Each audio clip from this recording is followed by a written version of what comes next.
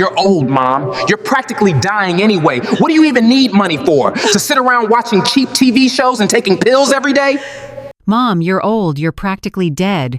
Why hold on to the money? Give it all to me now. Don't make me wait until you're gone. A mother sacrificed everything, $400,000 of her life savings for her only son. But what she got in return was the cruelest betrayal.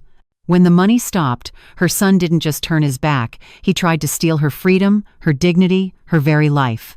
What would you do when your own flesh and blood becomes your enemy? Welcome to Voices of Auntie Rose, where stories of family, forgiveness, resilience, and the courage to rise above betrayal come to life with heart and soul.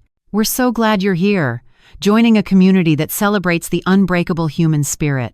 Don't forget to subscribe so you never miss an inspiring story. And it would be amazing if you could like this video, share it, or drop a comment letting us know what time it is and which city or country you're watching from. Your shares and comments are the greatest gift, the powerful inspiration that keeps this channel growing and spreading meaningful life lessons every single day. Now, let's dive into today's story. I stood in my kitchen in Portland, Oregon, staring at my phone screen in disbelief. The Facebook notification glowed mockingly. Brian Sullivan was tagged at the Nines Hotel, celebrating senior VP promotion. My 74-year-old hands trembled as I scrolled through the photos. There was my son Brian, my only child, raising a champagne glass surrounded by at least 50 people. His wife Ashley, radiant in a designer dress I'd probably paid for indirectly, hung on his arm. Colleagues, friends, even casual acquaintances filled the luxurious ballroom. But not his mother. Not the woman who had financially supported them for 4 years. The caption under Ashley's post drove the knife deeper. So proud of my amazing husband. Intimate celebration with our professional circle, the people who truly matter in our journey to success. Professional circle, the people who truly matter. I sank into the kitchen chair I'd bought at a garage sale because every spare dollar went to Brian and Ashley. My reflection caught in the microwave door, a tired woman who'd given everything and received nothing. For 4 years, I'd been hemorrhaging money. $2,000 monthly for their mortgage in that trendy Pearl District loft.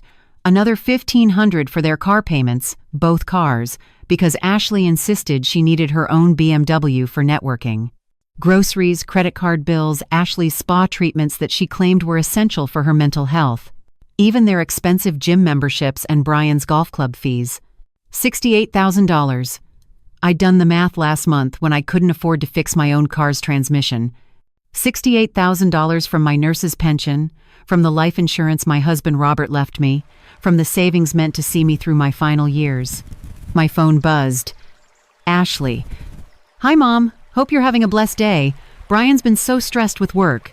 We're thinking of taking a little weekend trip to Napa Valley to decompress. Could you transfer $3,000 to our account? The mortgage is also due Monday, don't forget. Love you. Love you. The words that always came after a financial request. Never before, never independently, never just because. I didn't respond. Instead, I opened my laptop and logged into my bank account. The numbers made my stomach churn.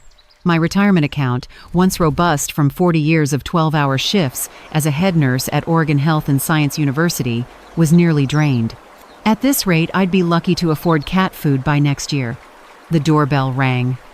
Through the peephole, I saw Ashley standing there, checking her phone impatiently. She wore designer sunglasses that cost more than my monthly grocery budget. I knew because I'd paid for them last month when she'd cried about needing them for a crucial client lunch. I opened the door. Margaret! She breezed past me without invitation, her perfume overwhelming. I was in the neighborhood and thought I'd check on you. You didn't respond to my text. I saw the photos from Brian's promotion party. Ashley's perfectly manicured fingers stilled on her phone. For just a moment, I saw something flicker across her face. Not guilt, but annoyance, like I was a dog who'd soiled the carpet. Oh, that, she said, waving dismissively. It was a last-minute corporate thing. Very boring. All shop talk. You wouldn't have enjoyed it, trust me. We were protecting you from the tedium. Protecting me. Of course. At your age, those late nights can't be good for you. We were thinking of you. At my age, I was a 74-year-old woman who'd worked double shifts in the ICU, who'd saved lives, who'd raised Brian alone after Robert died of cancer when Brian was 12. But to them, I was just an old woman who needed protection from parties I wasn't invited to. Brian got promoted to senior vice president, I said quietly. That's not boring. That's momentous. I'm his mother. Ashley's phone rang. She glanced at it, then at me, with barely concealed irritation. Look, Margaret, I need to take this. About that transfer? There won't be any transfer.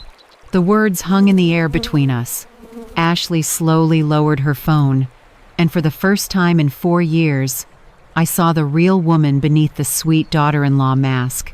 Her eyes turned cold, calculating. Excuse me? No transfer, no mortgage payment, no Napa Valley trip, I'm done. Ashley laughed, but it was sharp, mocking. You're done? Margaret, honey, are you feeling all right? Should we call your doctor? This isn't like you.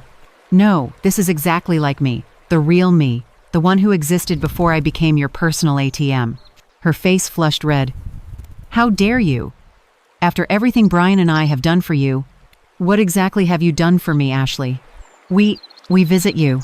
When you need money, we include you in our lives. When it's convenient. You're his mother. It's your job to help. There it was.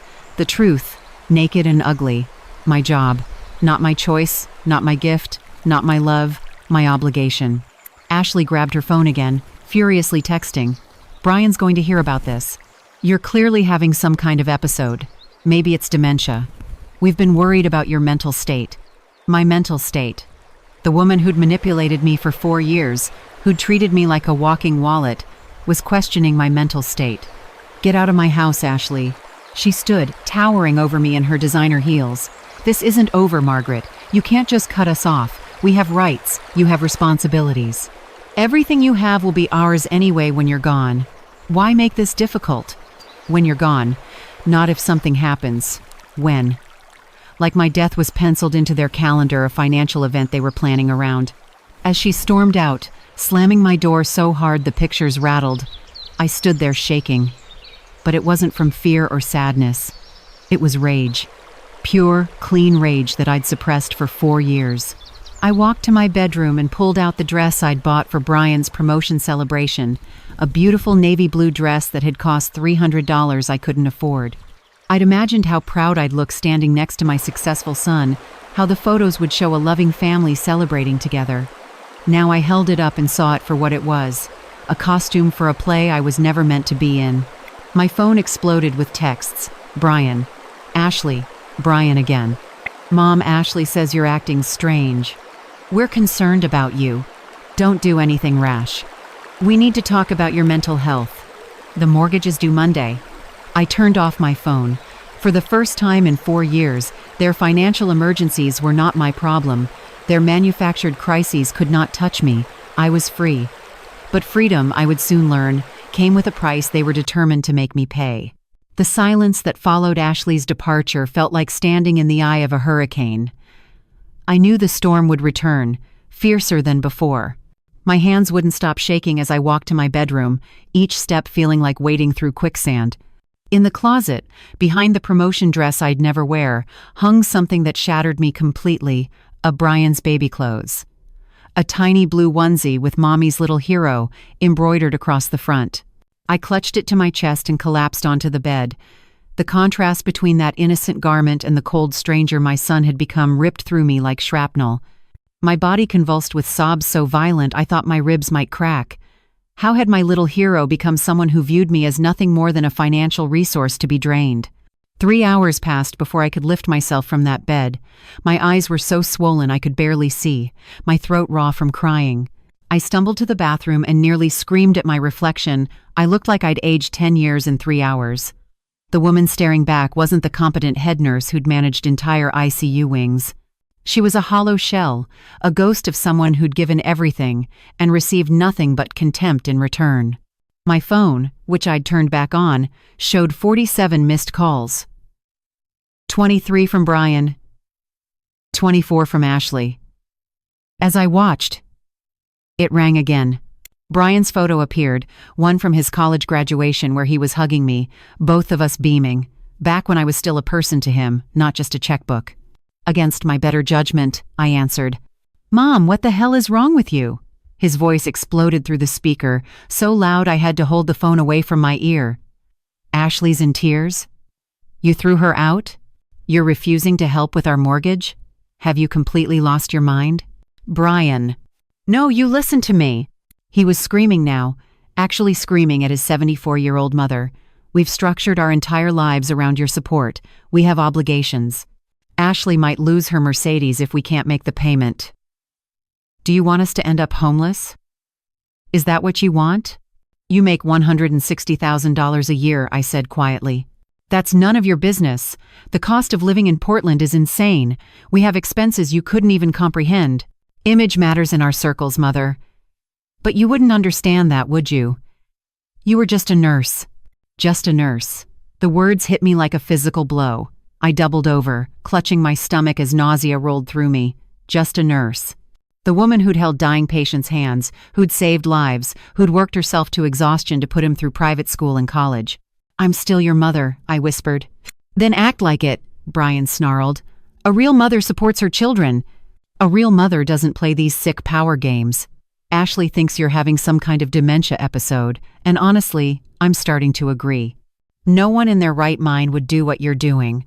What I'm doing is stopping the hemorrhaging of my retirement fund. $68,000, Brian. That's what I've given you in 4 years. Given? Given? His laugh was cruel, sharp enough to draw blood. You didn't give us anything, Mother. That money is ours by right. You're old. You're going to die soon anyway. What do you need it for? Another few years of watching game shows and taking your pills? We have our whole lives ahead of us. The room spun. I gripped the kitchen counter to keep from falling. My own son had just told me to hurry up and die so he could have my money. The baby I'd carried for 9 months, whose fevered forehead I'd kissed, whose nightmares I'd soothed, he saw me as nothing but an inconvenient obstacle between him and his inheritance. Brian, I managed to choke out. When your father died, you cried in my arms for weeks. You said I was the strongest person you knew. You promised you'd always take care of me. Dad's been dead for 30 years, Mother. Get over it. And that promise? I was a kid. Kids say stupid things. Grow up. The line went dead. I barely made it to the bathroom before I vomited, my body rejecting the cruelty as violently as if it were poison. I stayed there on the cold tile floor, retching until nothing came up but bile, my chest feeling like someone had reached in and torn my heart out with their bare hands. Every beat sent pain radiating through my body. Somehow, I managed to crawl back to the living room. On the mantel sat a photo from Brian's wedding 5 years ago. I'd paid for half of that wedding, $30,000 I'd taken from Robert's life insurance. In the photo, Brian was whispering something in my ear while I laughed, my face glowing with joy. I remembered what he'd said. Thank you for everything, Mom. I love you more than words. Lies. All lies. I was about to take the photo down when my doorbell rang. Through the peephole, I saw 2 people I didn't recognize, a man in an expensive suit and a woman with a briefcase. Mrs. Sullivan? The man called out. We're from Adult Protective Services. Your family has expressed concerns about your well-being. We need to conduct an urgent wellness check. My blood turned to ice. They'd already started. It had been less than 4 hours since I'd refused Ashley's request, and they'd already begun their campaign to have me declared incompetent. I opened the door but kept the chain on. May I see identification? The woman held up a badge that looked official. I'm Patricia Hendricks, and this is Dr. James Morrison, a geriatric psychiatrist. Your son and daughter-in-law filed an emergency petition. They're concerned you're experiencing severe cognitive decline. I'm not letting you in without my lawyer present. Dr. Morrison stepped forward, his smile condescending. Now, Mrs. Sullivan, that kind of paranoid thinking is exactly what we're concerned about. A cognitively sound person wouldn't be afraid of a simple conversation. A cognitively sound person knows their rights, I shot back. Patricia Hendricks pulled out a tablet. According to your family, you've been hoarding medications, forgetting to pay bills, giving money to strangers, and showing signs of severe paranoia. Your daughter-in-law says she found you talking to yourself just yesterday. Complete fabrications, every word a calculated lie. Your son also mentioned you've been isolated, refusing family contact, and making irrational financial decisions that could leave you destitute. Refusing to give them $68,000 more is not irrational. Dr. Morrison made a note on his clipboard. Interesting. Fixation on specific numbers can be a sign of obsessive-compulsive behavior brought on by dementia. Mrs. Sullivan, when did you last see your primary physician? 2 weeks ago for my annual checkup. She said I'm in perfect health for my age. Physical health and cognitive health are very different things, Patricia said smoothly. Your family is just trying to protect you. They love you very much. Love, that word again, weaponized against me. If they loved me, I said, my voice breaking, they wouldn't be doing this. Dr. Morrison and Patricia exchanged a look. Emotional volatility, he murmured, making another note. Classic sign. They left after I threatened to call the police, but their parting words chilled me. This isn't over, Mrs. Sullivan. The court takes family concerns very seriously. I stood in my doorway, watching their car disappear, knowing that this was just the beginning. My son hadn't just cut me out of his life when I stopped the money flow. He was actively trying to destroy me. That night, I couldn't eat. I couldn't sleep. Every time I closed my eyes, I saw Brian as a baby reaching for me, calling Mama in his sweet voice. Then the image would morph into his adult face, twisted with greed and contempt, telling me to hurry up and die. At 3 a.m, I found myself on the bathroom floor again, dry heaving, my body trying to expel grief it couldn't contain. The tiles felt like ice against my fevered skin. I thought about Robert, about how different things might have been if he'd lived. Would Brian still have become this monster? Or had I created him through my endless giving, my inability to say no? The sun rose on a new day, but I felt like I'd aged a lifetime in one night. Looking in the mirror, I saw my mother's face staring back, but my mother had died surrounded by children who loved her. I was facing a different kind of death, the complete annihilation of everything I'd believed about my family, my son, and my worth as a mother. And this was only the beginning of my nightmare. The morning after my sleepless night, I dragged myself to the kitchen, every movement feeling like I was underwater. My hands shook as I made coffee. Too, the same Colombian blend Robert had loved, now just another reminder of happier times. The doorbell rang at 7:30 sharp. Through the peephole, I saw my neighbor, Dorothy Chen, a retired judge who'd moved in 2 years ago. Margaret, I heard shouting yesterday, are you all right? Her concern seemed genuine, unlike the vultures circling my life. I let her in, and something about her kind eyes broke the dam. The whole story poured out. The $68,000, the promotion party, Brian's cruel words about me dying soon. Dorothy listened without interrupting, her expression growing darker with each revelation. Margaret, she said finally, I need to tell you something. Last month, I saw Brian and Ashley at the Willamette Valley wine auction. They bid $45,000 on a case of vintage wine. $45,000. Margaret. The room tilted. I gripped the table edge. That's impossible. They can't afford groceries without my help. There's more. Dorothy pulled out her phone, showing me photos from a real estate website, this property in Napa Valley, that it's listed as sold to Brian and Ashley Sullivan. Purchase price, $875,000. Closed 3 weeks ago. $875,000. The numbers wouldn't compute. My son, who called me screaming about his Mercedes payment, had bought a near $1 million vacation home? But how? I whispered, though deep down, I already knew. Dorothy's expression was grim. Margaret, I think you need to check your financial accounts. All of them. Today. After she left, I opened my laptop with trembling fingers. First, my main checking account, lower than expected but nothing shocking. Then my savings, depleted, but I knew that. But when I tried to access my investment account, the one with Robert's life insurance money, my password didn't work. Panic clawing at my throat, I called the bank. After an eternity on hold, a representative came on. Mrs. Sullivan, I show here that you added your son Brian as a joint account holder 6 months ago. You both have full access. I never authorized that. The words came out as a shriek. Ma'am, I have the paperwork here with your signature. That's impossible. Email me the documents immediately. When the email arrived, I stared at the authorization form. It was my signature, or close enough, but I remembered this paper. Ashley had brought it over, claiming it was for emergency medical decisions. "Just in case something happens to you," she'd said sweetly. "We want to be able to help quickly." I'd signed it without reading carefully, trusting them, trusting my son. With shaking hands, I checked the account history. $320,000. That's what had been in that account 8 months ago. Now, $18,000. They'd stolen $300,000. The laptop slipped from my numb fingers, crashing to the floor. $300,000. Not borrowed, not given, stolen. While they smiled at me, while Ashley called me Mom, while Brian hugged me on Mother's Day, I couldn't breathe. My chest felt crushed, like someone was standing on it. Pain shot down my left arm. Was I having a heart attack? Part of me hoped I was. At least then this agony would end. But no, this was just grief, so profound my body didn't know how to contain it. I managed to call my bank's fraud department, but they delivered the killing blow. "Since your son was an authorized user and these transfers were made over time, not all at once, this is considered a family matter, not fraud.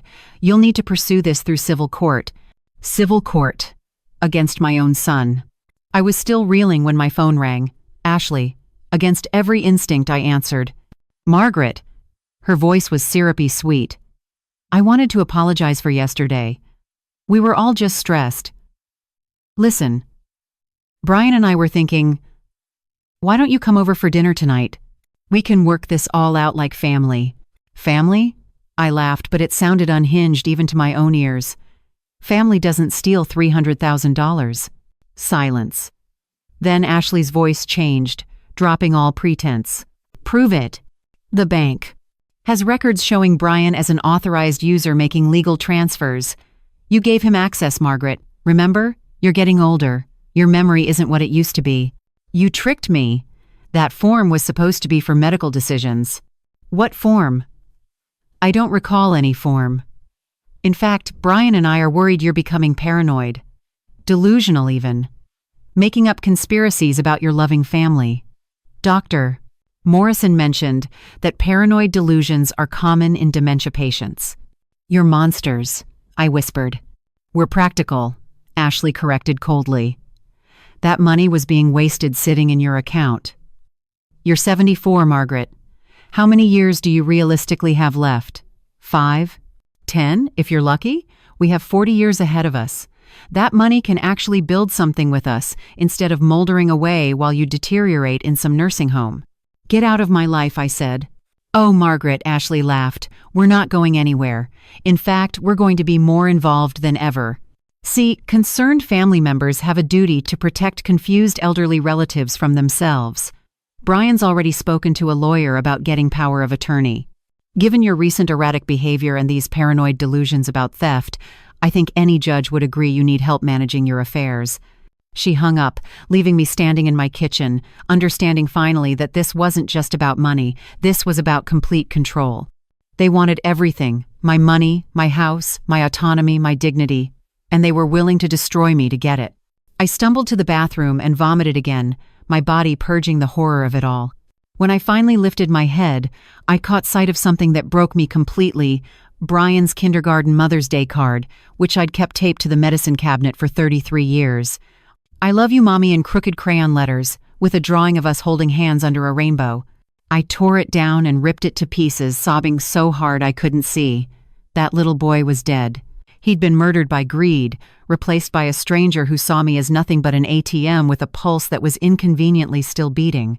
But as I knelt there among the scattered pieces of that ancient card, something else began to grow alongside my grief. Rage. Pure, righteous rage. They thought I was weak because I was old. They thought I was stupid because I'd trusted them. They thought I would roll over and die on command, leaving them everything I'd worked for, everything Robert and I had built. They were wrong. I stood up, my knees protesting, and looked at myself in the mirror. Yes, I was 74. Yes, I was heartbroken. But I was also the woman who'd worked 36-hour shifts in the ICU, who'd raised a child alone while working full-time, who'd survived losing the love of her life to cancer. I'd survived all of that, and I would survive this too. Pulling out my phone, I searched for elder law attorneys Portland. If Brian and Ashley wanted a war, I'd give them one. They'd stolen my money and shattered my heart, but they hadn't broken my spirit. Not yet. The battle for my freedom, my dignity, and my very survival was about to begin. And despite what my son believed, I had plenty of fight left in me. The woman in the mirror wasn't the same one who'd opened the door to Ashley yesterday. That trusting, loving mother was gone. In her place stood someone harder, someone who'd learned that sometimes the people who share your blood are the ones most willing to spill it. I wiped my tears, straightened my shoulders, and prepared for war. I sat across from James Patterson, an elder law attorney Dorothy had recommended, in his downtown Portland office. Unlike the vultures Brian and Ashley had hired, James had kind eyes behind wire-rimmed glasses and genuinely seemed disturbed by my story. "Mrs. Sullivan," he said after reviewing my documents for an hour, "this is textbook financial elder abuse. The forged signature on the investment account authorization, the pattern of manipulation, the threats of forced guardianship. We see this too often. Can you help me?" My voice came out small, defeated. "We're going to do more than help. We're going to fight back. First, we need to freeze any remaining assets immediately. Second, we'll file a restraining order. Third, we document everything, every text, every threat, every penny they've taken." As he spoke, my phone buzzed incessantly. Brian and Ashley, taking turns bombarding me with messages that swung wildly between syrupy sweetness and vicious threats. "Mom, please be reasonable. We love you. You're destroying our family over money. The house payment is due. Don't be selfish. Dr. Morrison says isolation is a dementia symptom. We're your only family. Don't be alone." James read them, his expression darkening. "Save every one of these. They're digging their own grave." That afternoon, I went to Banner Bank to freeze my remaining accounts. The manager, Kevin Walsh, who'd known me for 15 years, looked shocked when I explained the situation. "Mrs. Sullivan, I remember when you brought Brian in to open his first account. He must have been, 16? 15, I corrected, remembering that proud teenager who'd gotten his first job at Powell's Books. As Kevin processed the paperwork, he hesitated. "Margaret, I shouldn't tell you this, but your son was here yesterday. He tried to access your safety deposit box. When we told him he wasn't authorized, he became aggressive. Security had to escort him out. My safety deposit box, where I kept Robert's watch, my mother's jewelry, our marriage certificate, the last things they hadn't managed to steal. I barely made it home before the confrontation I'd been dreading arrived. Brian's Audi screeched into my driveway at 4:30. He didn't knock. He pounded on the door like he was trying to break it down. "Open this door right now," he roared. "I know you're in there. We need to talk." Through the window, I could see his face contorted with rage. This wasn't my son. This was a stranger wearing his skin. "Go away, Brian, or I'm calling the police. You've frozen the accounts. You've hired a lawyer. Are you insane? I'm your son. My son wouldn't have stolen $300,000 from me. I didn't steal anything. You gave me access. You're just too senile to remember." Ashley appeared beside him, and somehow her calm was more terrifying than his rage. She held up her phone, filming me through the window. "Look at her, Brian. Cowering inside, paranoid, delusional. This is so sad. Your poor mother clearly needs intervention. Stop recording me." "Public property, Margaret," Ashley said smoothly.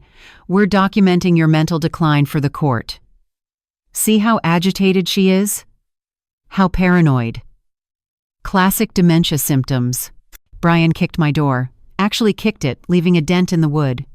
"You have 24 hours to unfreeze those accounts and drop the lawyer, or we're filing for emergency guardianship. You think you're scared now? Wait until you're declared incompetent and locked in a nursing home.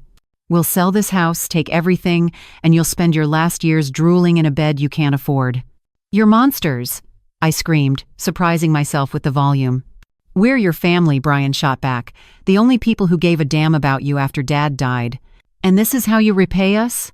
By choosing money over your own son?" The gaslighting was so extreme I felt my grip on reality wavering. Had I imagined their cruelty? Was I the villain in this story? No. The Napa Valley house was real. The stolen $300,000 was real. The contempt in my son's eyes was real. "Leave now, or I'm calling 911. Ashley laughed, cold and sharp. Go ahead, tell them your loving son came to check on his confused mother. See who they believe, the successful young couple or the paranoid old woman who thinks everyone's out to get her. You've made it this far, go ahead and hit like to let me know you're still with me. You know, every share you make might help someone out there find a little hope. And before we continue, don't forget to subscribe because who knows, the next story might just touch your heart. They finally left after another 10 minutes of threats, but not before Brian delivered one final blow. Dad would be disgusted with you. Thank God he died before seeing what a selfish witch you've become.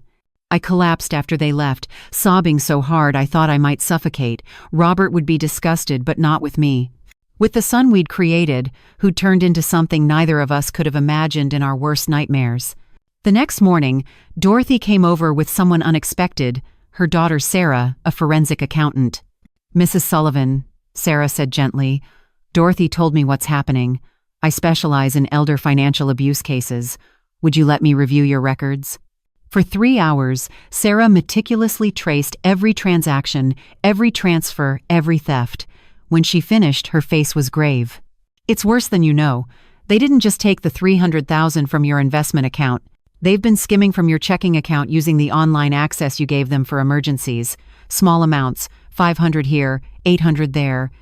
Over 4 years, it totals another $42,000.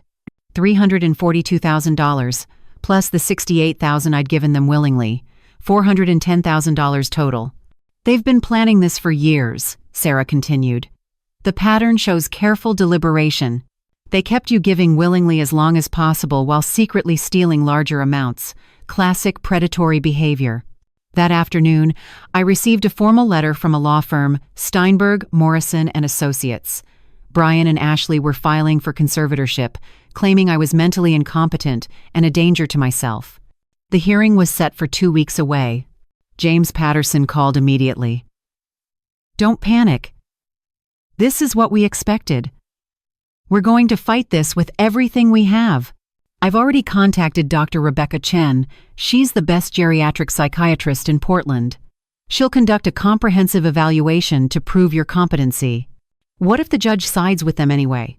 Then we appeal. But Margaret, I've reviewed their filing. It's all speculation and manipulated evidence. We have bank records, documentation of theft, and witnesses to their abuse. Truth is on our side. That evening, alone in my house, I sat with a cup of tea Robert would have made for me if he were alive. On the TV, a news segment about elder abuse played. 1 in 10 seniors experiencing financial exploitation by family members, the reporter said. Billions stolen every year by children from their parents. I wasn't alone. This epidemic of greed infected families across the country. Children who saw their parents not as humans who'd sacrificed everything for them, but as obstacles to inheritance. My phone rang, an unknown number. Against my better judgment, I answered. Mrs. Sullivan? This is Patricia Walsh from KATU News. We received information about a custody battle involving elder abuse. Would you be willing to share your story? I hesitated. Going public felt terrifying. But then I thought about all the other mothers out there, being bled dry by children they'd loved unconditionally. Yes, I said firmly. I'll share my story. The war for my freedom was escalating, but I was no longer fighting alone. I had Dorothy, James, Sarah, and now possibly the power of public exposure. Brian and Ashley thought they were battling a weak-old woman. They were about to learn just how wrong they were. The KATU news van pulled up to my house at 8 in the morning. Patricia Walsh, the reporter who'd called, was younger than I expected, maybe 35, with determined eyes that reminded me of myself during my nursing days. Her cameraman, Marcus, set up equipment while Patricia sat with me in my living room, reviewing what we'd discuss. Mrs. Sullivan, your story could help countless seniors facing similar abuse. Are you ready for this? Before I could answer, my phone exploded with notifications. Brian had seen the news van. You called reporters? Are you insane? You're about to humiliate our entire family. Then Ashley. Take down that van right now, or we're calling Adult Protective Services. This paranoid behavior proves you need immediate intervention. Patricia watched my hands shake as I read the messages. They're still threatening you? Every day. They alternate between saying they love me and threatening to have me institutionalized. The interview was brutal. Sitting under the bright lights, I told Portland about the $68,000 given freely, the $300,000 stolen, the Napa Valley house purchased with my retirement funds while they claimed poverty. My voice broke when I described Brian telling me to hurry up and die.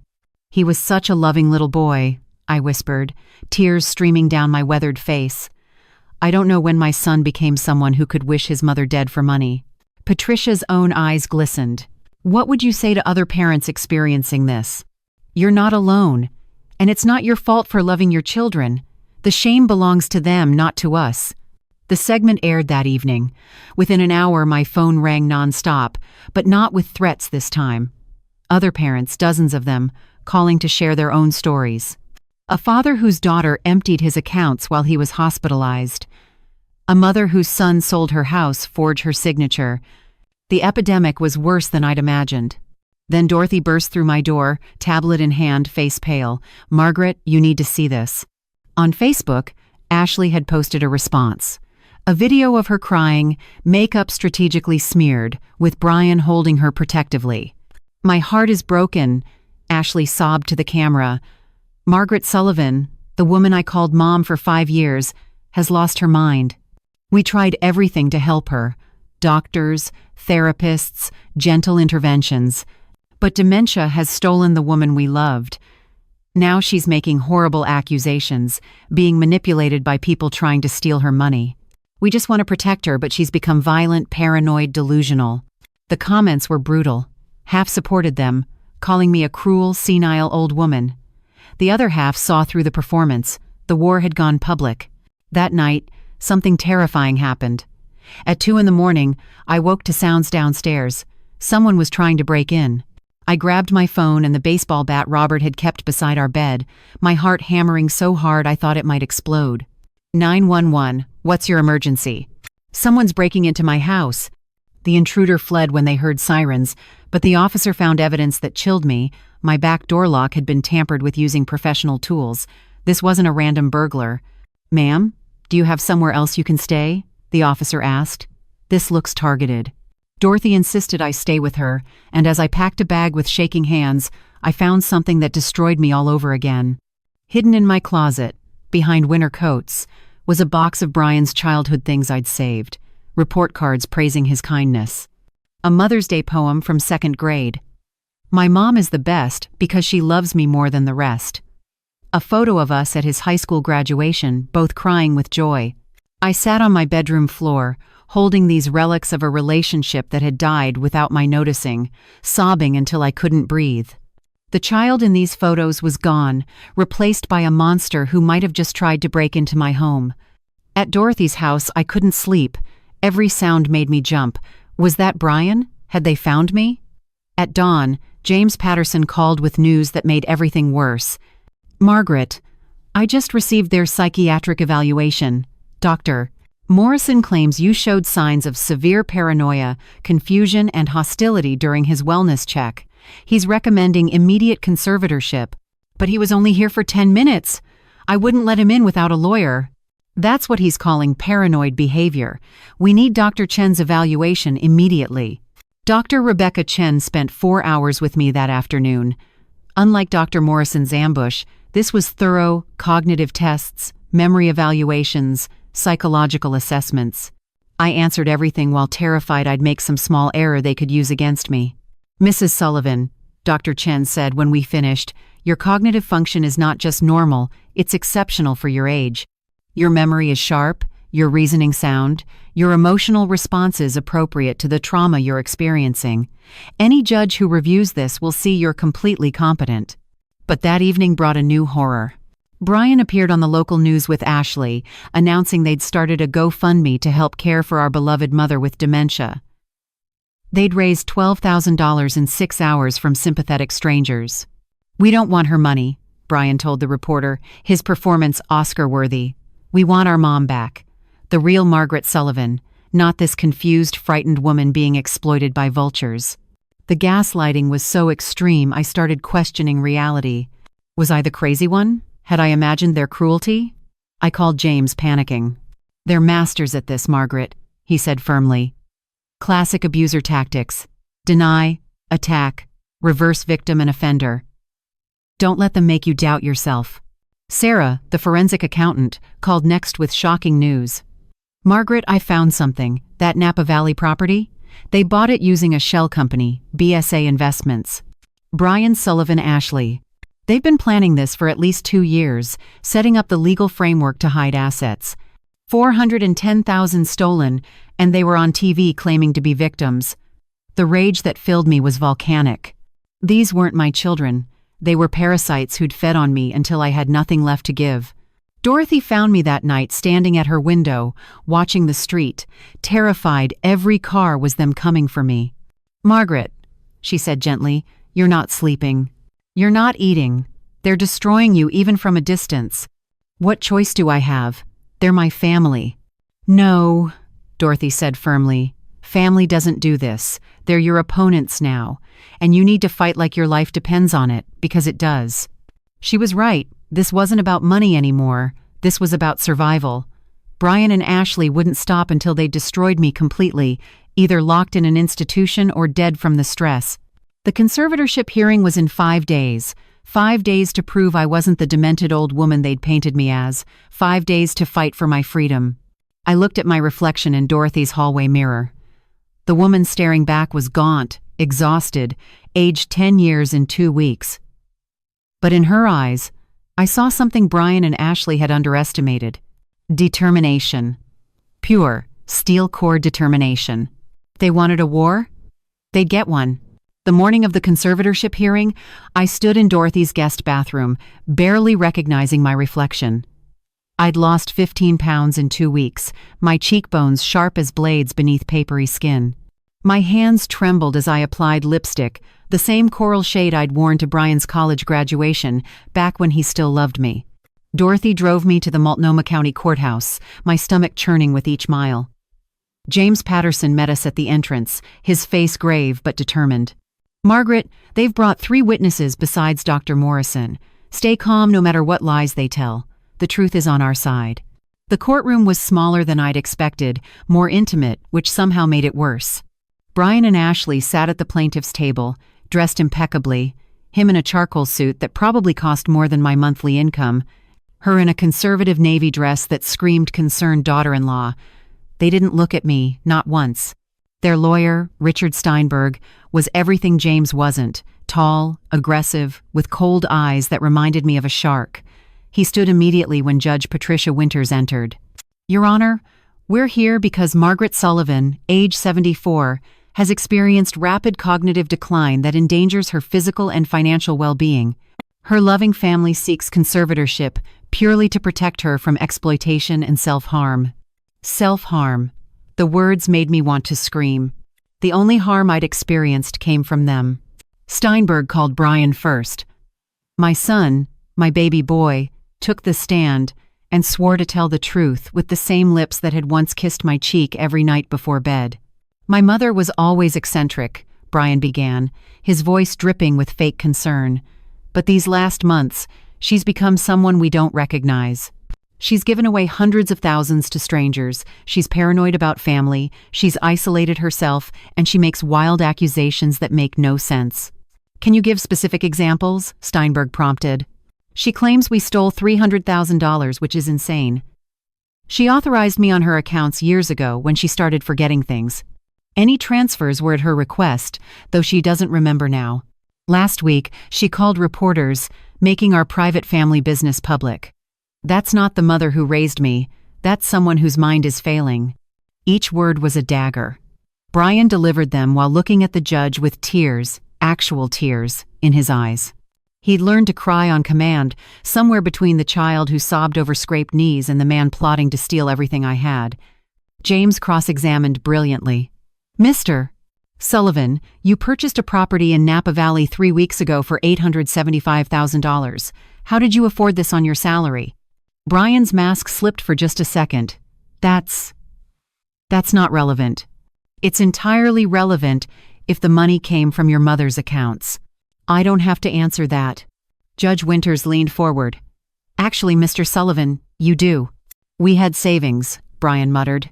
Yet you've consistently told your mother you couldn't afford basic expenses without her help. Which is the lie? Ashley was next, and her performance was even more polished. She actually brought props, a pill organizer she claimed I'd filled incorrectly, photos of my house, she said, showed hoarding behavior, they showed normal clutter, and printouts of my paranoid Facebook posts, asking if anyone else had experienced elder abuse. Margaret was like a second mother to me, Ashley said, dabbing at dry eyes. Watching her deterioration breaks my heart. Just last month, she accused us of stealing when she'd simply forgotten she gave us the money. She's called us monsters, thrown me out of her house, and made threats.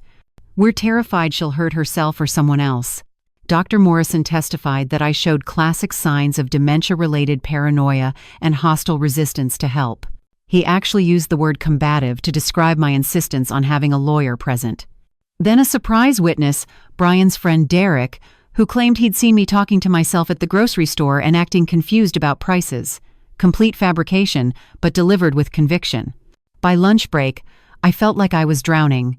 Every word painted me as a demented old woman clinging to delusions.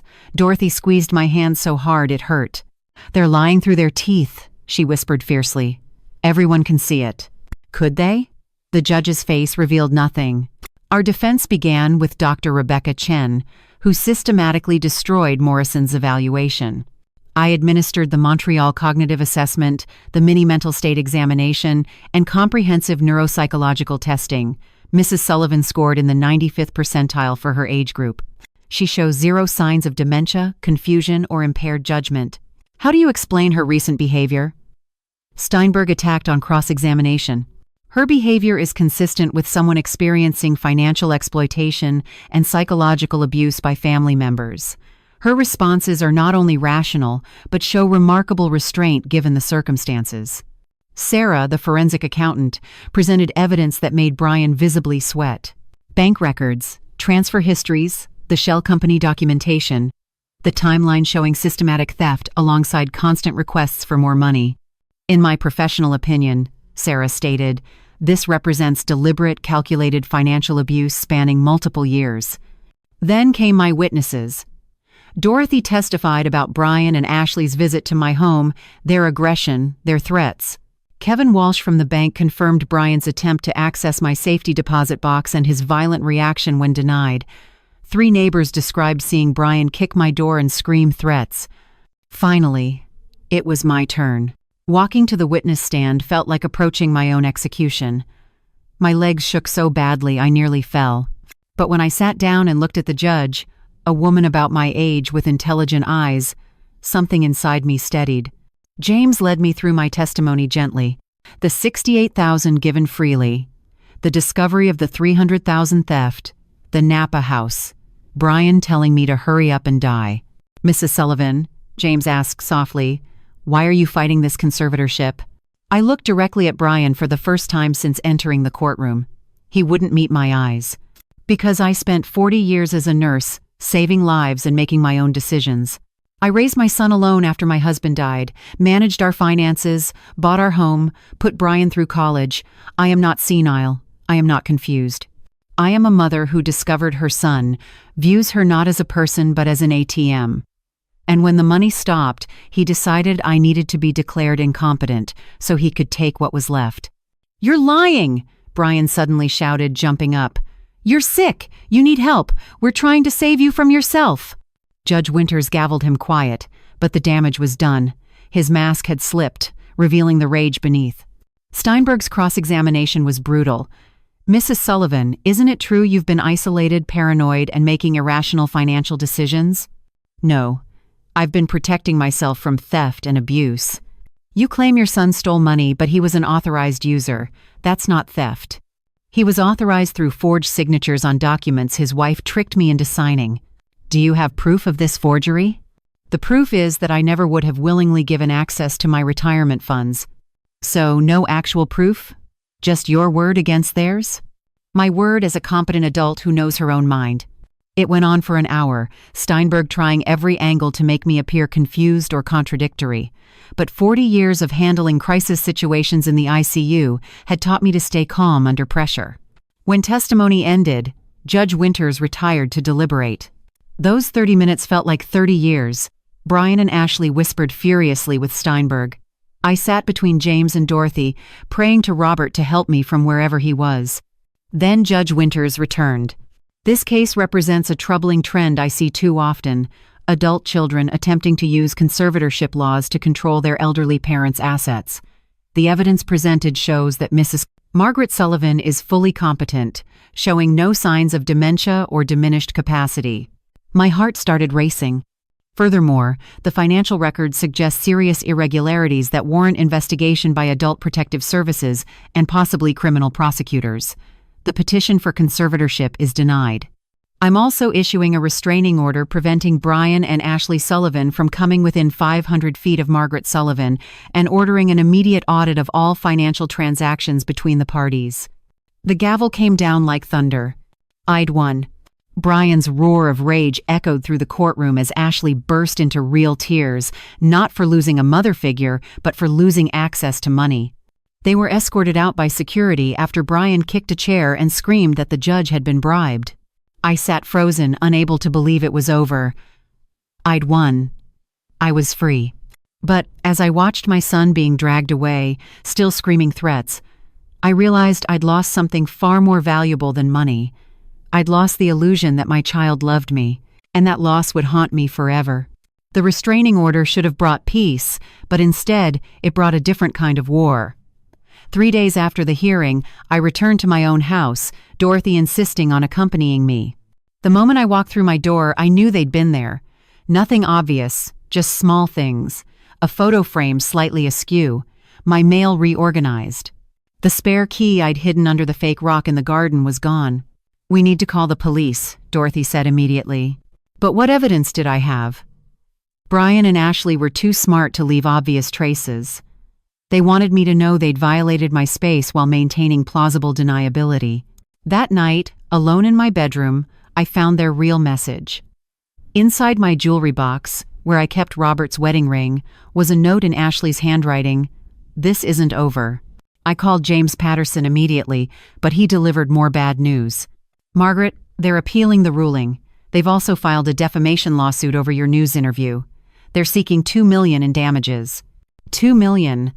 For telling the truth about my own life. "How can they do this?" I asked, my voice hollow. "It's intimidation. They're trying to bankrupt you with legal fees. We'll fight it, but Margaret, this could get expensive." The irony wasn't lost on me. They'd stolen $410,000, and now they were suing me for more. The next morning brought another shock. My neighbor Carol knocked on my door, her face uncomfortable. "Margaret, I thought you should know. Brian and Ashley have been going door to door, telling everyone you're suffering from dementia. They're asking neighbors to report any concerning behavior to them immediately. They were trying to turn my entire neighborhood into spies." That afternoon, I discovered something worse. My pharmacy called to confirm a prescription change, except I hadn't requested any changes. Someone claiming to be my healthcare advocate had tried to add antipsychotic medications to my profile, medications typically prescribed for dementia patients with behavioral issues. "We need to verify this with you directly," the pharmacist said carefully. The doses requested were unusually high. My blood turned to ice. Were they trying to drug me? If I'd taken those medications unknowingly, I would have appeared confused, disoriented, exactly what they needed to revisit conservatorship. Dorothy immediately took me to the police station, where Detective Maria Santos took my statement with growing alarm. "Mrs. Sullivan, attempting to fraudulently obtain prescription medication is a federal crime. Do you have any idea who might have done this?" I knew exactly who, but proving it was another matter. That evening my phone rang. Unknown number. Against my better judgment, I answered. "Margaret," Brian's voice, but different, flat, cold. "You think you won, but you didn't. Every day you keep this up, we're documenting. Every confused moment, every time you forget something, every little senior moment, we're watching. Sooner or later you'll slip, and when you do, we'll be ready." "Brian, this is a violation of the restraining order. Prove it was me. This is a borrowed phone. No recording. Your word against mine. Who do you think they'll believe? The successful businessman or the paranoid old woman who thinks everyone's out to get her?" He hung up before I could respond. I didn't sleep that night, or the next. By the third night, exhaustion made me hallucinate. I saw shadows that looked like Brian at my window, heard Ashley's laugh in the wind. My hands shook constantly. Food tasted like ash. I was 74 years old and the stress was literally killing me. Dorothy found me collapsed in my garden the next morning, unconscious among my roses. I woke up in the hospital, machines beeping around me. The doctor, a young woman who reminded me of myself decades ago, looked concerned. "Mrs. Sullivan, your blood pressure was dangerously high. You were severely dehydrated and malnourished.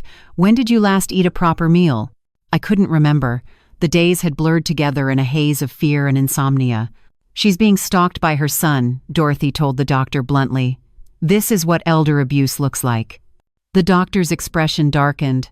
"I see this too often. Mrs. Sullivan, your body is shutting down from stress. If this continues, you're looking at stroke, heart attack, or complete collapse. These people are killing you without laying a finger on you." She was right. Brian and Ashley had found a way to murder me slowly, legally, without leaving fingerprints. But that day in the hospital, something unexpected happened. Patricia Walsh from the news came to visit, bringing someone with her, District Attorney Michael Chen. "Mrs. Sullivan," he said, sitting beside my bed, "your case has caught our attention. We've been investigating Brian and Ashley Sullivan, and we found something significant." He pulled out a tablet, showing me documents I didn't recognize. "Your daughter-in-law, Ashley? This isn't her first rodeo. She was investigated in California 3 years ago for similar circumstances involving her elderly grandmother.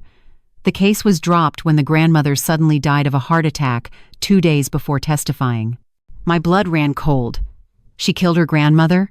We can't prove murder, but the pattern is disturbing. The grandmother had also just refused financial support and was fighting conservatorship. Ashley inherited $800,000. $800,000. Plus the $410,000 from me. Plus the Napa house. They were professional predators. We're opening a criminal investigation, DHN continued. Fraud, elder abuse, attempted poisoning with the prescription incident, violation of restraining orders. Mrs. Sullivan, we need you to stay strong. You're not just fighting for yourself anymore. You're fighting for every elderly parent they might target next. That night, in my hospital bed, I made a decision. I called Patricia Walsh. I want to do another interview. A bigger one. National news. I want every parent in America to know what Brian and Ashley Sullivan are capable of. Are you sure? They'll escalate. They're already trying to kill me with stress. At least this way, my story might save someone else. The interview aired on 60 Minutes 2 weeks later. Anderson Cooper sat across from me as I told America about my son who wished me dead, the daughter-in-law who'd potentially murdered her own grandmother, the $400,000 stolen, the attempted drugging, the systematic destruction of an elderly mother who'd given everything. The response was overwhelming. Thousands of emails from other parents with similar stories. Brian and Ashley's photos went viral, their faces becoming synonymous with elder abuse. But it came with a cost. The hate mail started immediately. Death threats. People calling me a liar, a bitter old woman destroying her loving son. Brian and Ashley released their own video, Ashley sobbing about how I'd ruined their lives with my dementia-driven delusions. One night, a brick came through my window with a note. Drop the charges or burn. But something had changed in me. The fear had transformed into something harder, colder. They'd taken my son, my money, my peace, my health. They'd tried to take my freedom and my sanity. They would not take my voice. I moved in permanently with Dorothy for safety. We installed security cameras that uploaded directly to the cloud. I got a medical alert button. I documented everything obsessively. The war wasn't over. If anything, it had intensified. But now it wasn't just my war. It was a public battle that would determine whether adult children could systematically destroy their parents with impunity. And I was determined that my case would set a precedent that would protect every vulnerable parent after me, even if it killed me in the process. The FBI arrived at Dorothy's house at 7 in the morning, 3 weeks after my 60 Minutes interview. Agent Rachel Martinez and Agent David Kim sat across from me in Dorothy's living room, their expressions grave. "Mrs. Sullivan, the prescription fraud attempt opened federal jurisdiction. We've been investigating Brian and Ashley Sullivan's finances, and what we've found is extensive. Agent Kim opened a laptop, showing me a complex web of bank accounts, shell companies, and property transfers that made my head spin. Your son and daughter-in-law have been running this scheme for at least 6 years. You weren't their first victim, you were their fourth. Before Ashley's grandmother, there were 2 others. An uncle in Texas who fell downstairs after refusing to sign over his ranch. A family friend in Arizona who died of an overdose shortly after changing his will back. 4 victims, maybe 5 if you counted me, still breathing but barely living. We believe they targeted you specifically after Ashley researched your finances. She worked briefly at your bank 5 years ago, did you know that? The room tilted. What? 3 months as a temp. Long enough to access customer data illegally. She found widowed seniors with substantial assets and adult children. Then she'd research the children, find the vulnerable ones, those with gambling debts, failed businesses, bruised egos. Brian was perfect. Drowning in student loans, bitter about his father's death, feeling entitled to more than his salary provided. My son hadn't turned into a monster, he'd been recruited by one. This doesn't excuse what Brian has done, Agent Martinez said gently, reading my face. He made his choices, but Ashley Sullivan is a professional predator. We believe she's killed at least 2 people, possibly 3. That afternoon, as I was processing this horror, my phone rang. It was Kevin from the bank. Margaret, I shouldn't be calling, but you need to know. Brian was just here with a woman who looked exactly like you. Same height, similar face. She had a driver's license with your name but her photo. They tried to close all your accounts. Identity theft. They'd escalated to hiring an impersonator. I immediately called James Patterson, who rushed over with Sarah, the forensic accountant. Together, we discovered the extent of their latest scheme. They'd used the fake ID to apply for credit cards, take out loans, even attempt to sell my house through a forged power of attorney. They're trying to destroy you financially before the criminal trial, James said. If you're bankrupt, you can't fight back. But something unexpected happened the next day. A woman called Dorothy's house asking for me. Her name was Caroline Hughes, and she was Ashley's grandmother's best friend. I saw your interview, she said, her voice shaking. When Marie died, I knew something was wrong. She was healthy as a horse, then suddenly dead after one visit from Ashley. The teacup beside her bed, Ashley had made her special tea that night. I told the police, but without proof. Would you testify? I asked. I'm 83 years old, Mrs. Sullivan. What are they going to do to me that time isn't already doing? Yes, I'll testify. The case was building, but so was the retaliation. Death threats increased. Someone poisoned Dorothy's cat. It survived, but barely. My car tires were slashed while it sat in Dorothy's driveway. One morning we woke to find every window of Dorothy's house spray-painted with the word Liar. Dorothy never complained, but I saw the toll it was taking. She'd been dragged into my nightmare simply for showing kindness. I'll move out, I told her one evening. This isn't fair to you. Don't you dare, she said fiercely. This is what they want, to isolate you. We're in this together. 2 weeks later, the police called with news that made my blood freeze.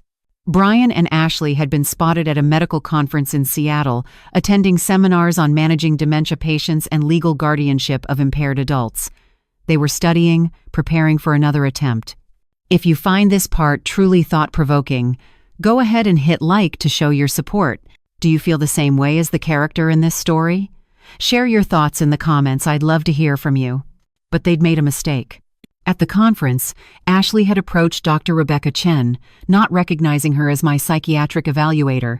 She'd asked detailed questions about manufacturing symptoms of dementia for a difficult relative. Dr. Chen had recorded the entire conversation. She literally asked me how to make someone appear incompetent, Dr. Chen told me over the phone. She wanted to know what drugs would cause confusion without being easily detected in blood tests. The recording was damning, but what came next was worse. Brian posted a video online, a deepfake using AI to make it appear I was having a demented episode, screaming obscenities, threatening violence. The technology was sophisticated enough that many believed it was real. Within hours, it had millions of views. Comments poured in calling me insane, dangerous, a threat to society. Someone leaked Dorothy's address. Protesters showed up at her house, demanding I be institutionalized. We had to leave. Dorothy's daughter Sarah drove us to a hotel at 2 a.m. while angry strangers pounded on Dorothy's door. I sat in the back seat, 74 years old, fleeing my own life like a refugee. The next morning, Patricia Walsh worked with tech experts to prove the video was fake, but the damage was done. In the court of public opinion, I was guilty of insanity. Brian and Ashley had won that round. But then Agent Martinez called with breakthrough news. We arrested them this morning. Ashley had poison in her purse, the same compound found in her grandmother's system when we exhumed the body. She was on her way to Portland, Margaret. We think she was coming for you. They were in custody, but the judge set bail at $500,000. By that evening, they'd posted it, using money they'd stolen from me to buy their freedom. Don't worry, Agent Kim assured me. They're wearing ankle monitors.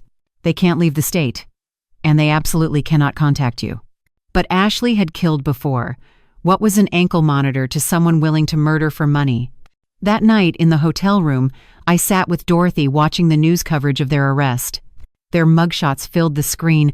Brian looked destroyed, finally understanding he'd been played by Ashley as much as he'd played me. Ashley's expression was cold, calculating, already planning her next move. She'll turn on him, Dorothy predicted. She'll claim he manipulated her, that she was an abused wife. She'll throw him under the bus to save herself. Dorothy was right. Within 48 hours, Ashley's lawyer announced she would testify against Brian in exchange for reduced charges. The woman who'd orchestrated everything was positioning herself as a victim. The war had taken a new turn. Now it wasn't just Brian and Ashley against me, it was them against each other, with me caught in the crossfire of their mutual destruction. And despite everything, part of me still grieved for the son I'd lost, even as I prepared to testify against him. The little boy with the crayon Mother's Day card was truly dead, and I would have to bury him publicly in a courtroom.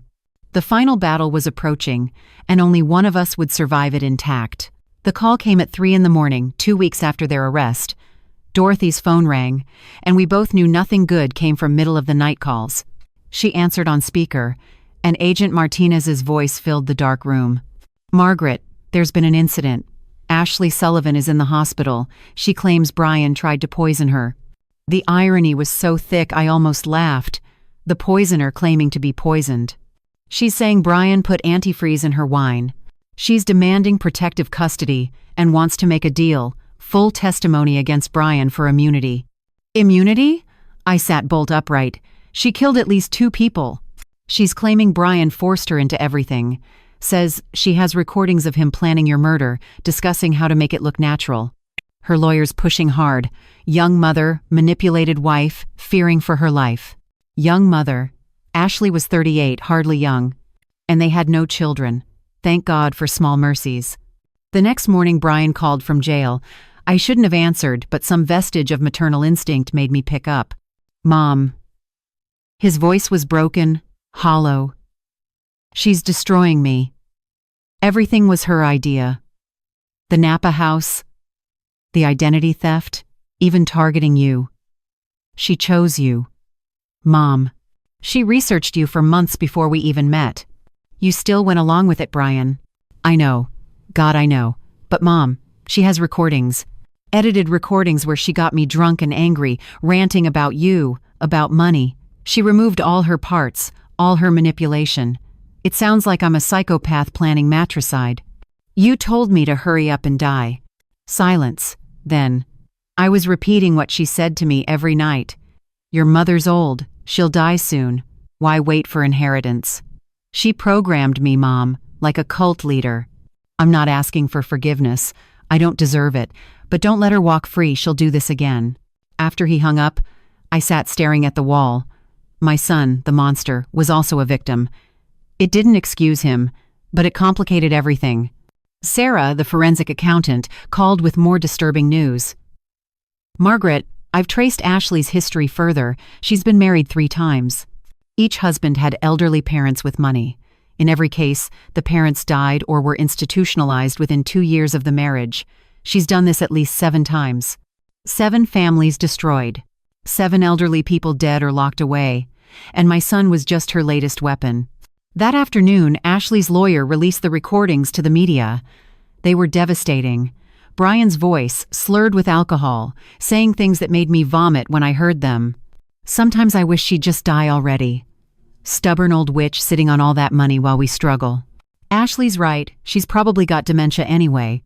Who'd know if we helped nature along? 400,000 would change our lives. Why should we wait for her to waste it on nursing homes? But I heard something the media didn't: the careful editing, the jump cuts, Ashley's voice asking leading questions removed. Brian sounded drunk because Ashley had been drugging him. She'd been recording for months, building her insurance policy. Dorothy's daughter, Sarah, who worked in tech, analyzed the recordings. These are definitely edited. Professionally, she planned this from the beginning. Brian was always going to be her fall guy if things went wrong. The trial was set for 6 weeks away. But first came the competency hearing. Brian's lawyer was claiming he'd been mentally impaired due to Ashley's manipulation, while Ashley's lawyer painted her as a battered wife forced into crime. Both of them were trying to avoid responsibility by blaming each other, and somehow, I was still the villain in both their stories. Then something unexpected happened. A woman named Jennifer Morrison contacted James Patterson. She was Brian's ex-girlfriend from college, the one he'd dated before meeting Ashley. Brian was different then, she told me when we met at a coffee shop, both of us wearing sunglasses like we were in a spy movie. Kind, generous, always talking about his mother with such love. Then Ashley appeared. Within 6 months, he was someone else. She isolated him from friends, convinced him everyone was using him, that he deserved more than his mediocre life. "Why didn't you warn me?" I asked. "I tried. I called you once, remember? 5 years ago? You said Brian was happy, that Ashley was lovely." I did remember. Jennifer had called, concerned, and I dismissed her as a jealous ex. Another mistake in my catalog of blindness. Jennifer had kept screenshots of messages from Brian during Ashley's seduction phase. They showed the progression. Brian going from "I met someone interesting" to "Ashley says mom's been holding me back in just 3 months. She's a professional predator," Jennifer said.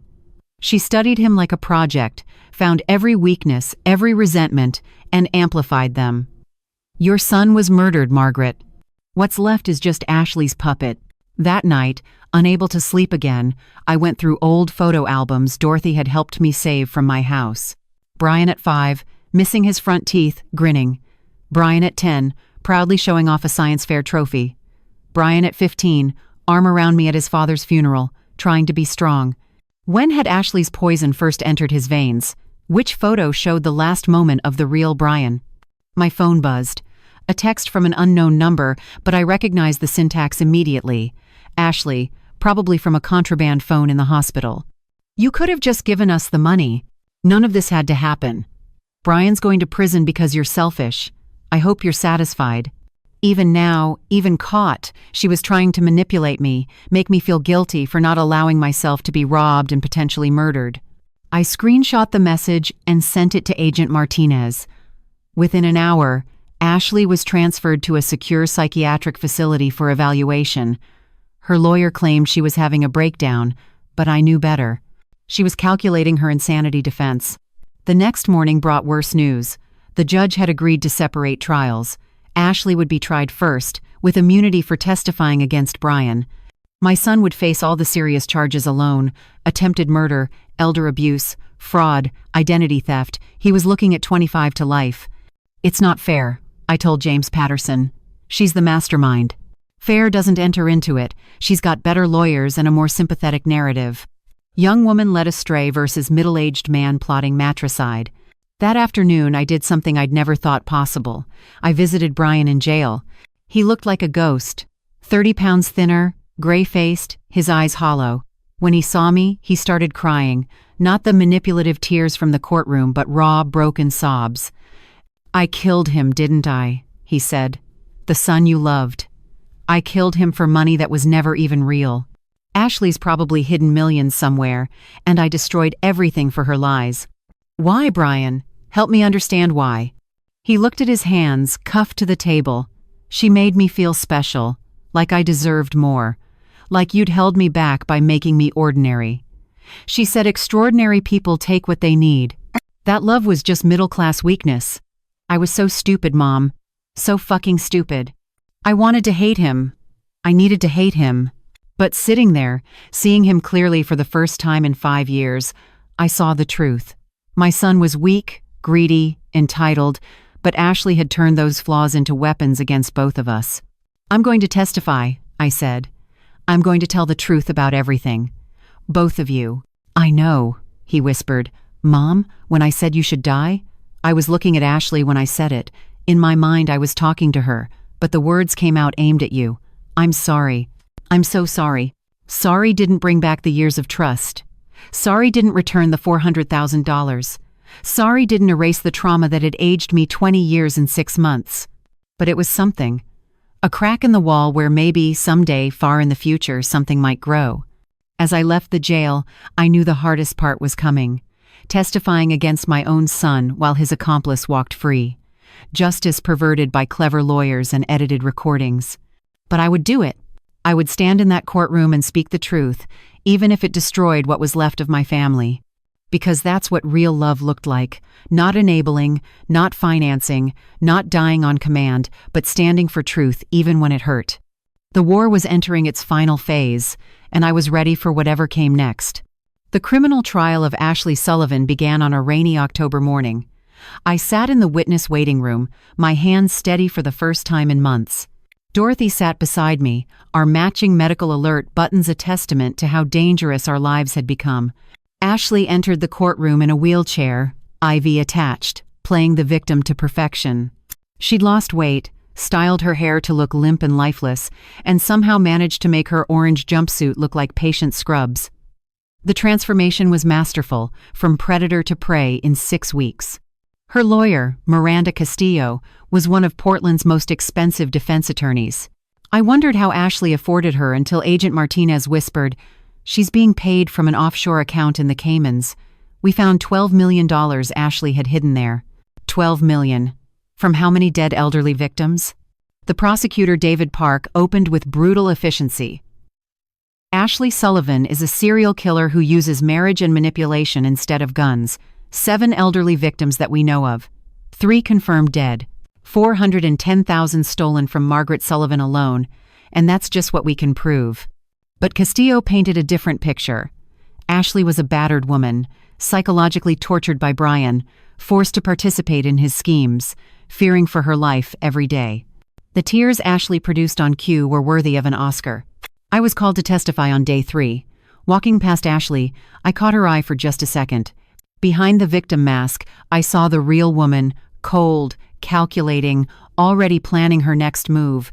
She winked at me, actually winked, knowing the jury couldn't see. "Mrs. Sullivan," Prosecutor Park began, "please tell us about your relationship with Ashley." I told them everything.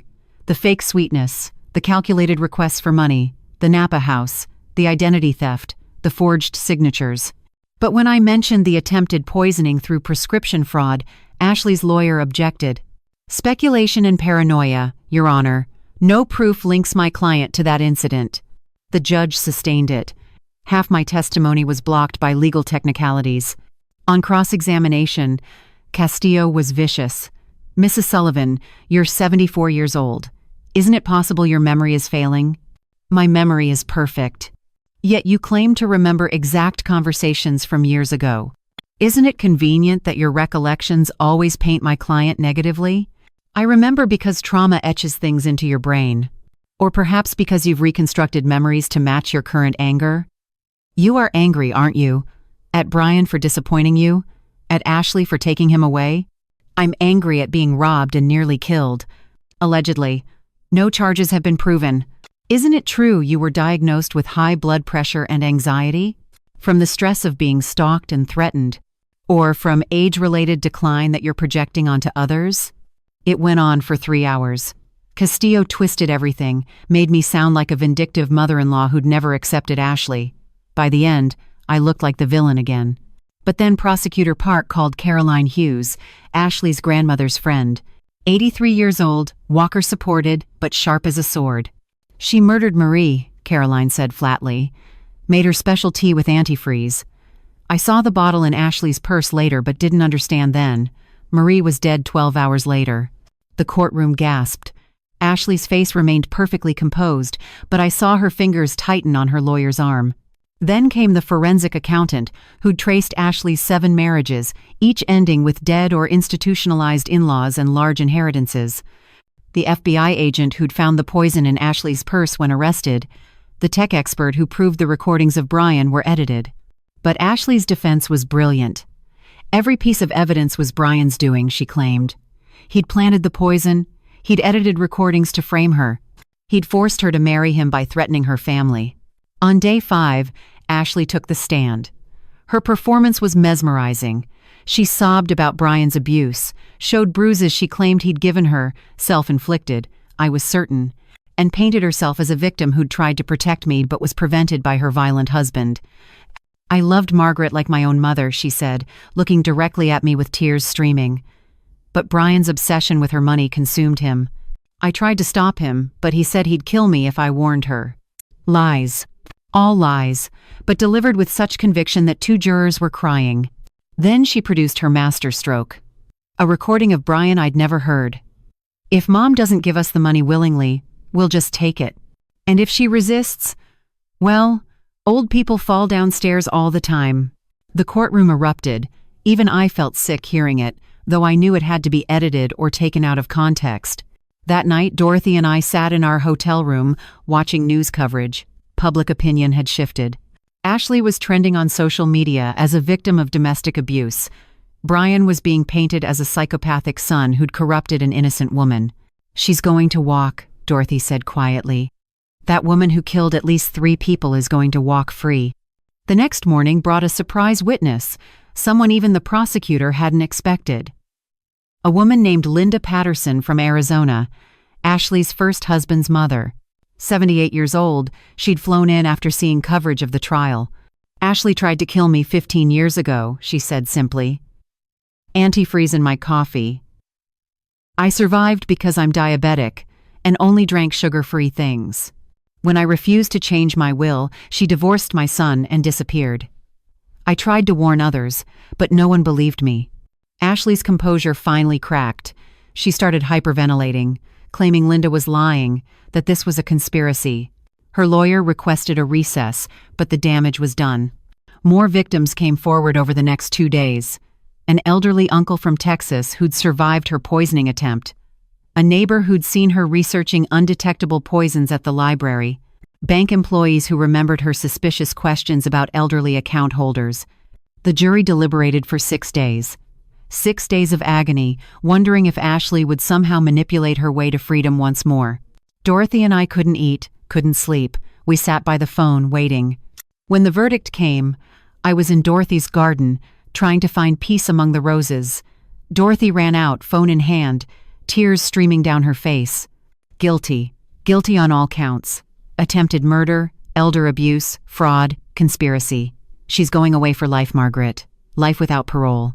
I collapsed into a chair, something breaking and healing inside me simultaneously. Ashley would never hurt another elderly person. Never destroy another family. Never turn another child against their parent. But there was no joy in it, because next week I would have to testify against Brian. My son. The boy I'd carried for 9 months, whose first word was Mama, who'd held my hand at his father's funeral. That evening, Ashley's lawyer announced they would appeal, claiming jury bias and judicial misconduct. The war wasn't over, just paused. Ashley would fight from prison, still scheming, still manipulating. But something had changed. Other victims were coming forward nationwide. Families destroyed by similar predators. My story had given them courage to speak. I received a letter from Brian that night, forwarded through my lawyer. Mom, I heard about Ashley's verdict. I know I'm next. I deserve whatever comes. But please know, the son you loved did exist. Ashley didn't create the monster. She just fed it until it consumed everything good. I'm sorry. Not for my consequences, but for your pain. You deserved a better son. Love, Brian. Love. The word looked foreign from him now. But maybe, somewhere buried under the greed and entitlement Ashley had nurtured, there was still a fragment of the boy who'd made me Mother's Day cards. The final battle was coming, testifying against my own son, but I was ready. The truth had to be told, justice had to be served, even if it shattered my heart completely. Because that's what real mothers do. We teach consequences, even when it destroys us to do so. Brian's trial began 3 weeks after Ashley's conviction. The courtroom was the same, but everything felt different. This wasn't about stopping a predator anymore. This was about sending my own child to prison. I sat in the gallery, feeling every one of my 74 years weighing on my shoulders. Brian looked worse than before. His lawyer had clearly told him not to clean up too much. Juries sympathize with broken men more than polished ones, but the deterioration was real. His hands shook constantly. Dark circles made his eyes look sunken. He'd aged 15 years and 6 months. The prosecutor, David Park, opened differently this time. Brian Sullivan is not Ashley Sullivan. He wasn't the mastermind. But he was a willing participant who chose greed over love, money over mother. He made that choice every day for 4 years. Brian's lawyer, public defender Marcus Washington, painted him as Ashley's victim. This woman identified him as a target, seduced him, isolated him, and essentially brainwashed him into participating in her crimes. Brian Sullivan isn't a criminal, he's a cult survivor. A cult survivor. My son, who'd screamed at me to hurry up and die, was being portrayed as a victim. I was called to testify on day 2. Walking to the stand, I passed Brian.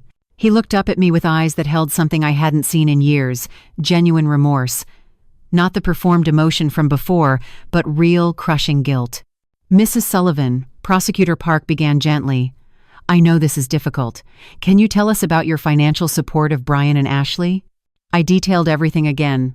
The $68,000 given freely, the $300,000 stolen, the identity theft, the Napa house bought with my retirement funds.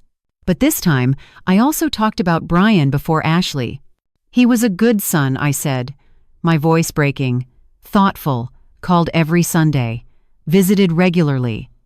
After Ashley appeared, it was like watching someone slowly drown. Each month he became colder, more entitled, more cruel. Do you believe Ashley manipulated him? I paused, looking at Brian. Yes. But manipulation only works if there's something to manipulate. Ashley found his weaknesses, his sense of entitlement, his resentment about his father's death, his belief that life owed him more. She amplified them, but they were already there. Marcus Washington's cross-examination was gentler than Ashley's lawyer had been, but still painful. Mrs. Sullivan, do you love your son? I love who he was. I mourn who he became. Would you say Brian was vulnerable after his father's death? We both were, but I didn't steal from anyone because of it. You were an adult. He was 12 when he lost his father. That trauma shaped him, didn't it? It shaped both of us. But trauma isn't an excuse for cruelty. Even if that cruelty was programmed into him by a master manipulator. I thought about all those nights Brian must have spent with Ashley, her voice in his ear, poisoning him against me drop by drop. Mr. Washington, at some point, we all choose who we become. Brian chose to believe I was an ATM instead of a mother. That choice is his to own. Brian sobbed audibly. Real tears, not performed ones. The boy I'd raised was in there somewhere, drowning in shame. Jennifer Morrison, Brian's ex-girlfriend, testified next. She brought the text messages showing Ashley's systematic manipulation. The jury saw Brian transform from "I love my mom" to "my mother is holding me back" in real time through those messages. Then came Dr. Patricia Hendricks, a cult expert and psychologist. What Ashley Sullivan did to Brian meets all the criteria for coercive control: isolation from support systems, reality distortion, dependency creation, punishment and reward cycles. She essentially reprogrammed his moral compass. But Prosecutor Park countered with Brian's bank records. He spent the stolen money enthusiastically. $60,000 watches, first-class trips to Europe, a boat he named Easy Money. Does that sound like someone being controlled, or someone enjoying the fruits of elder abuse? The most damaging testimony came from a surprise witness, Tom Bradley, Brian's best friend from college who'd cut contact 3 years ago. Brian called me laughing about how easy it was to get money from his mom, Tom testified, looking sick. He said, "She's so desperate for my love, she'll pay anything for crumbs of attention." I told him he was being horrible. He said I was jealous of his setup. My heart shattered completely. Even without Ashley, there had been contempt. She just weaponized it. Brian took the stand on day 4. His testimony was raw, ugly, and probably the most honest thing he'd said in years. I was weak, he said simply. Greedy. Entitled. Ashley saw that, and turned me into her weapon. But I let her.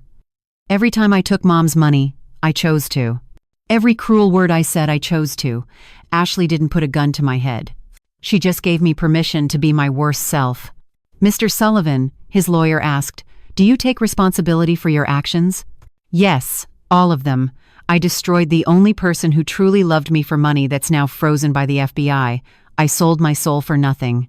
On cross-examination, Prosecutor Park was merciless.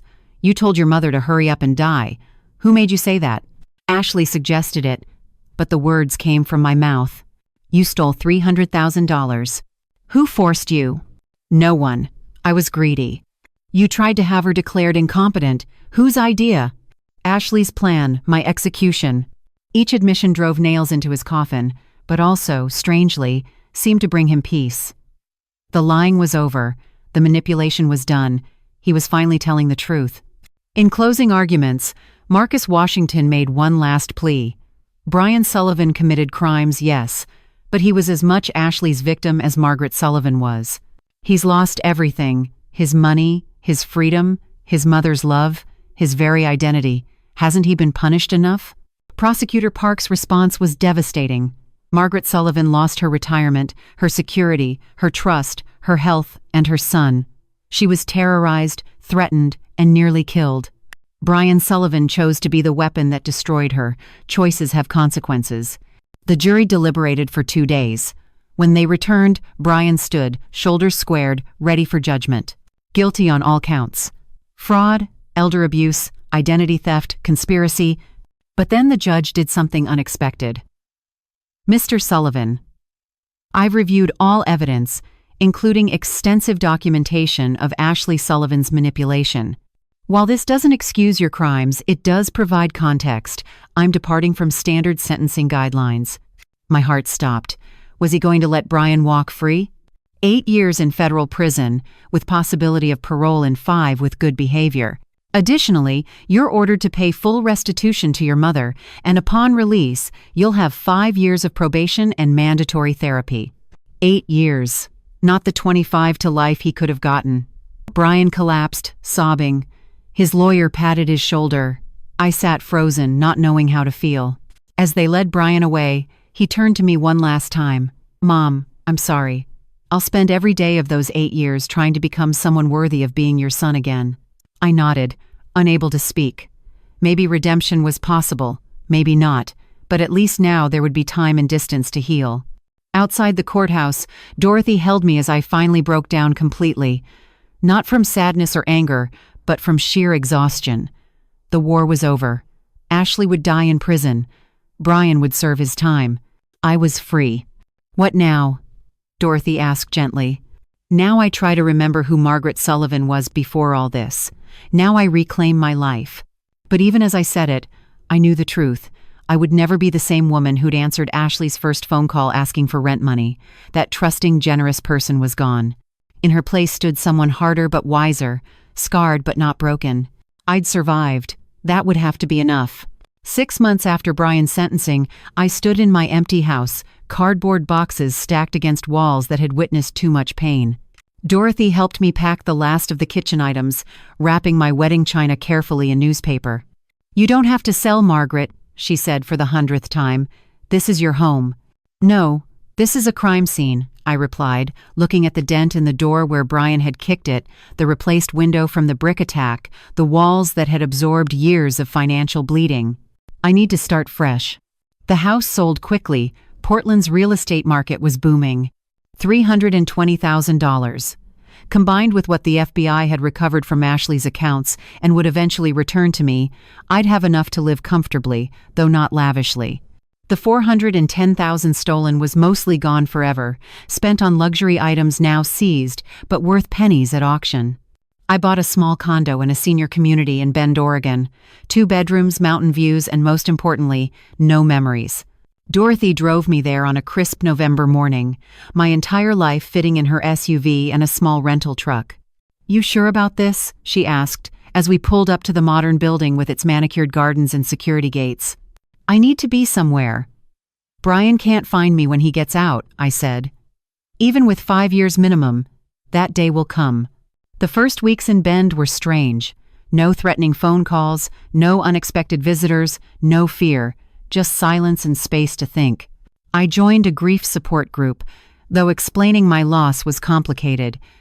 My son isn't dead, I told the group at my first meeting, but the person he was is gone. I'm mourning someone who's still breathing. An elderly man named Frank nodded knowingly. My daughter stole my identity and drained my accounts. She's in jail now. It's a special kind of hell, grieving someone who chose greed over love. We became friends, Frank and I, two parents devastated by children who'd seen dollar signs instead of human beings. Together, we learned that survival wasn't the same as living, and we'd have to consciously choose the latter. 3 months into my new life, I received a letter forwarded from my lawyer. Brian's handwriting, postmarked from federal prison. Mom, I won't ask for forgiveness because I don't deserve it. I'm writing to tell you that I'm in therapy here. Real therapy, not the performance art I did for the court. I'm learning about narcissistic personality disorder, about how Ashley identified and exploited it. I'm not using this as an excuse. My choices were mine. But I wanted you to know I'm trying to understand how I became someone who could hurt you so badly. I think about that little boy who made you Mother's Day cards and wonder when he died. Maybe he didn't die. Maybe he just got buried under greed and entitlement. I'm trying to excavate him, but it's slow work. I don't expect you to read these letters or respond. I just needed you to know that I'm trying to become someone who deserves to be your son, even if that chance is gone forever. Brian. I read it 6 times before putting it in a drawer. No response. Not yet. Maybe not ever. Trust, once shattered that completely, might be impossible to rebuild. Patricia Walsh from the news called occasionally with updates. Ashley's appeal had been denied. She'd been moved to maximum security after trying to poison another inmate. Brian was apparently a model prisoner, working in the library, attending every therapy session offered. Your story changed things, Patricia told me during one call. Oregon passed new elder abuse laws with mandatory minimums. They're calling it Margaret's Law. Margaret's Law. My trauma transformed into protection for others. It was something, at least. A year passed. I learned to paint again, joining an art class at the community center.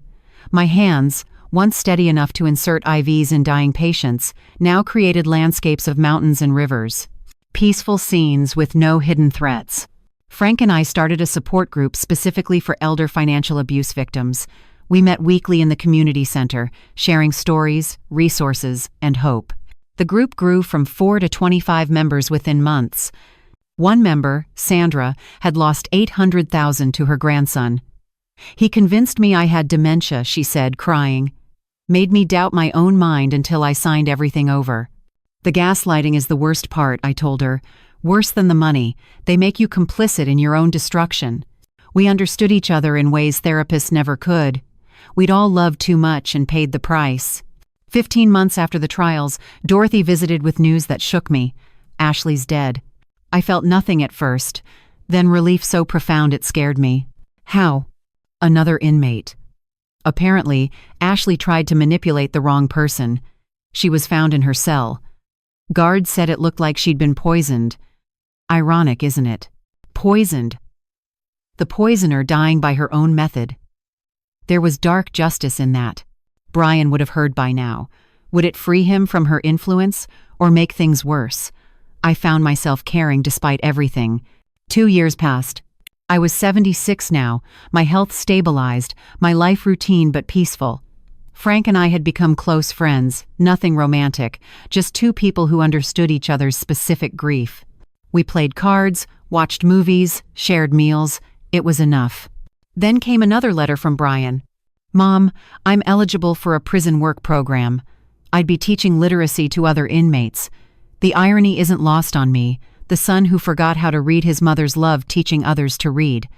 I've saved every penny from my prison job. It's only $4,000 so far, but it's a start on restitution. I know I owe you $400,000. I know I'll never fully repay it. But I need to try. The check is enclosed. It's not much, but it's honest money. The first honest money I've earned in years. The check was there. $4,000. A drop in the ocean of what he'd taken, but it represented something. Growth, maybe. Change, possibly. I donated it to our elder abuse support group. The third year brought unexpected news.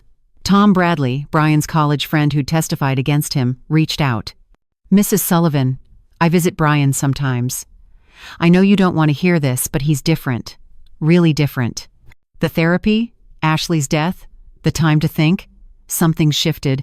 He talks about you constantly, not about your money, but about the mother you were. He's grieving too. Why are you telling me this? Because everyone deserves to know when someone they loved might be finding their way back to human. I hung up without responding, but his words haunted me.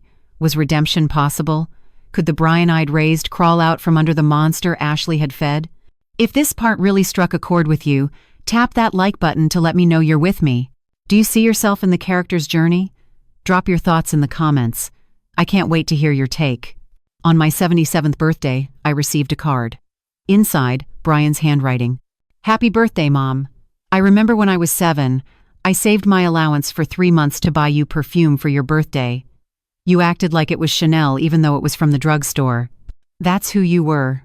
Someone who made a child feel like their love was valuable. I'm sorry I forgot that. I'm sorry I made your love worthless. I hope wherever you are, you're safe and happy. That's all I want now. I kept the card but didn't respond. Some bridges, once burned, left gaps too wide to cross. But maybe, just maybe, we could wave at each other from opposite shores. That night, I looked in the mirror and saw someone I recognized again. Not the woman from before, she was gone forever. But not the victim either. I was Margaret Sullivan, survivor. 77 years old. Financially stable if not wealthy. Surrounded by chosen family who understood pain and chose healing. I'd lost my son to greed. I'd survived attempted murder. I'd been robbed, gaslighted, terrorized, and nearly destroyed. But I was still standing. And that, I decided, was enough. 3.5 years after the trials, on a quiet Tuesday morning, my carefully reconstructed life shifted again. I was in my small garden, tending tomatoes I'd grown from seed, when the security guard at the front gate called. Mrs. Sullivan, there's a young woman here to see you. Says her name is Sarah Mitchell, claims to be your niece. My blood froze. I didn't have a niece named Sarah. This had to be another scam. Someone who'd read about the trials and thought I'd be an easy mark. Don't let her in, I said firmly. Ma'am, she says she's Brian Sullivan's daughter. The phone slipped from my hand. Brian's daughter?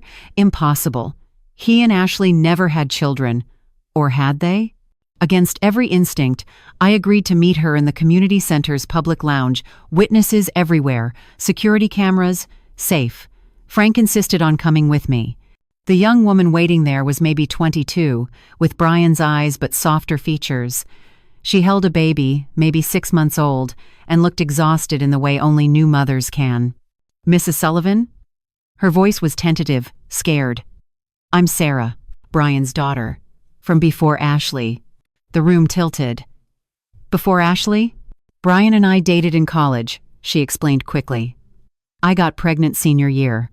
He panicked, denied the baby was his, threatened legal action if I pursued child support. I was 21, terrified, alone. My parents helped me raise Emma. That was my daughter's name. Brian never met her, never paid a penny. Frank's hand on my shoulder kept me grounded. My son had a daughter he'd abandoned, a grandchild I'd never known existed. Why are you here now? I managed to ask. Sarah's eyes filled with tears. Emma died 6 months ago, car accident. She was 22. She left behind her son. This is James. I'm raising him, but I'm struggling. I work 2 jobs, barely making rent. I saw the news about Brian being in prison, about what he did to you, I thought. I hoped. You want money, I said flatly. No. She looked horrified. No, I want James to know his family. Whatever family isn't toxic.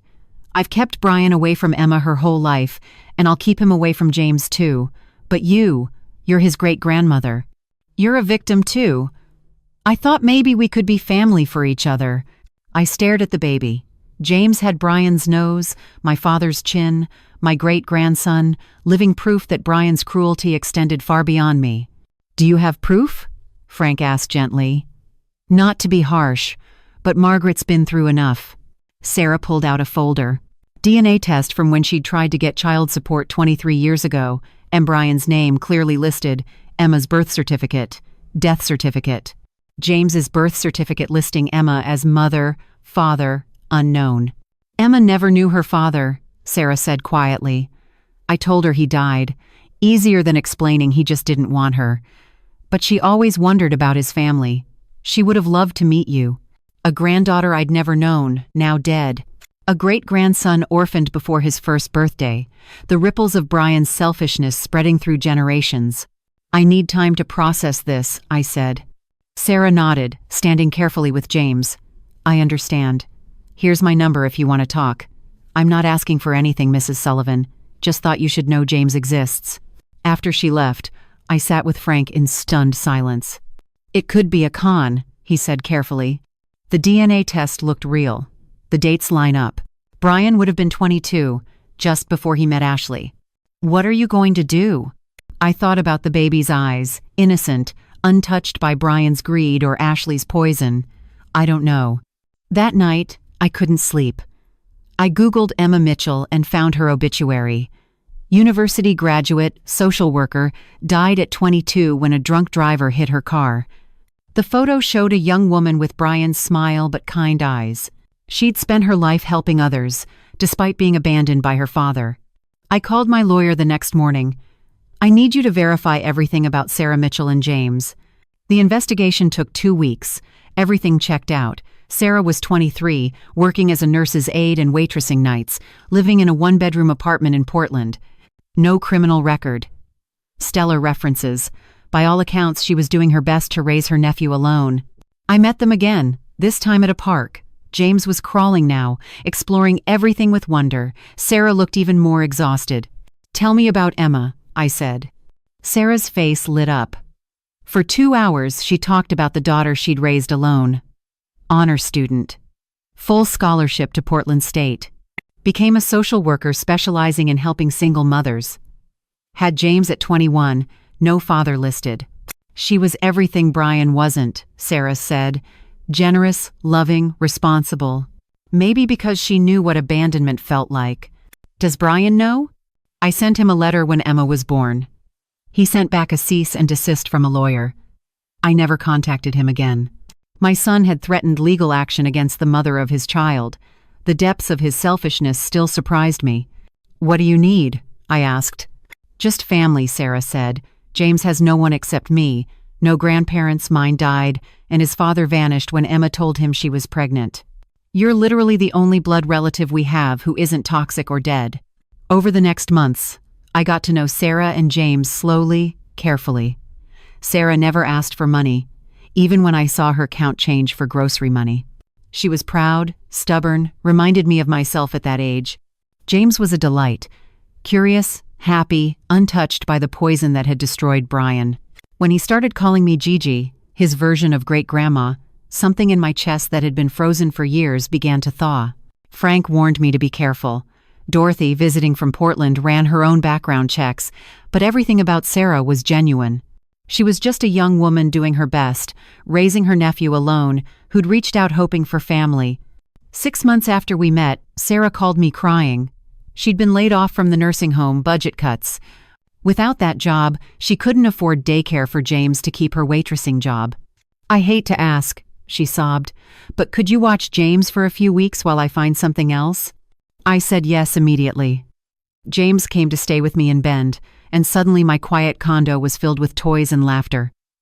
Frank helped, reading him stories while I cooked. The other residents doted on him. A baby was rare in senior communities. 2 weeks turned into a month. Sarah was struggling to find work that paid enough for Portland rent. I made a decision that surprised everyone, including myself. Move here, I told her. I have a spare bedroom. You can work, I'll help with James. Not charity family.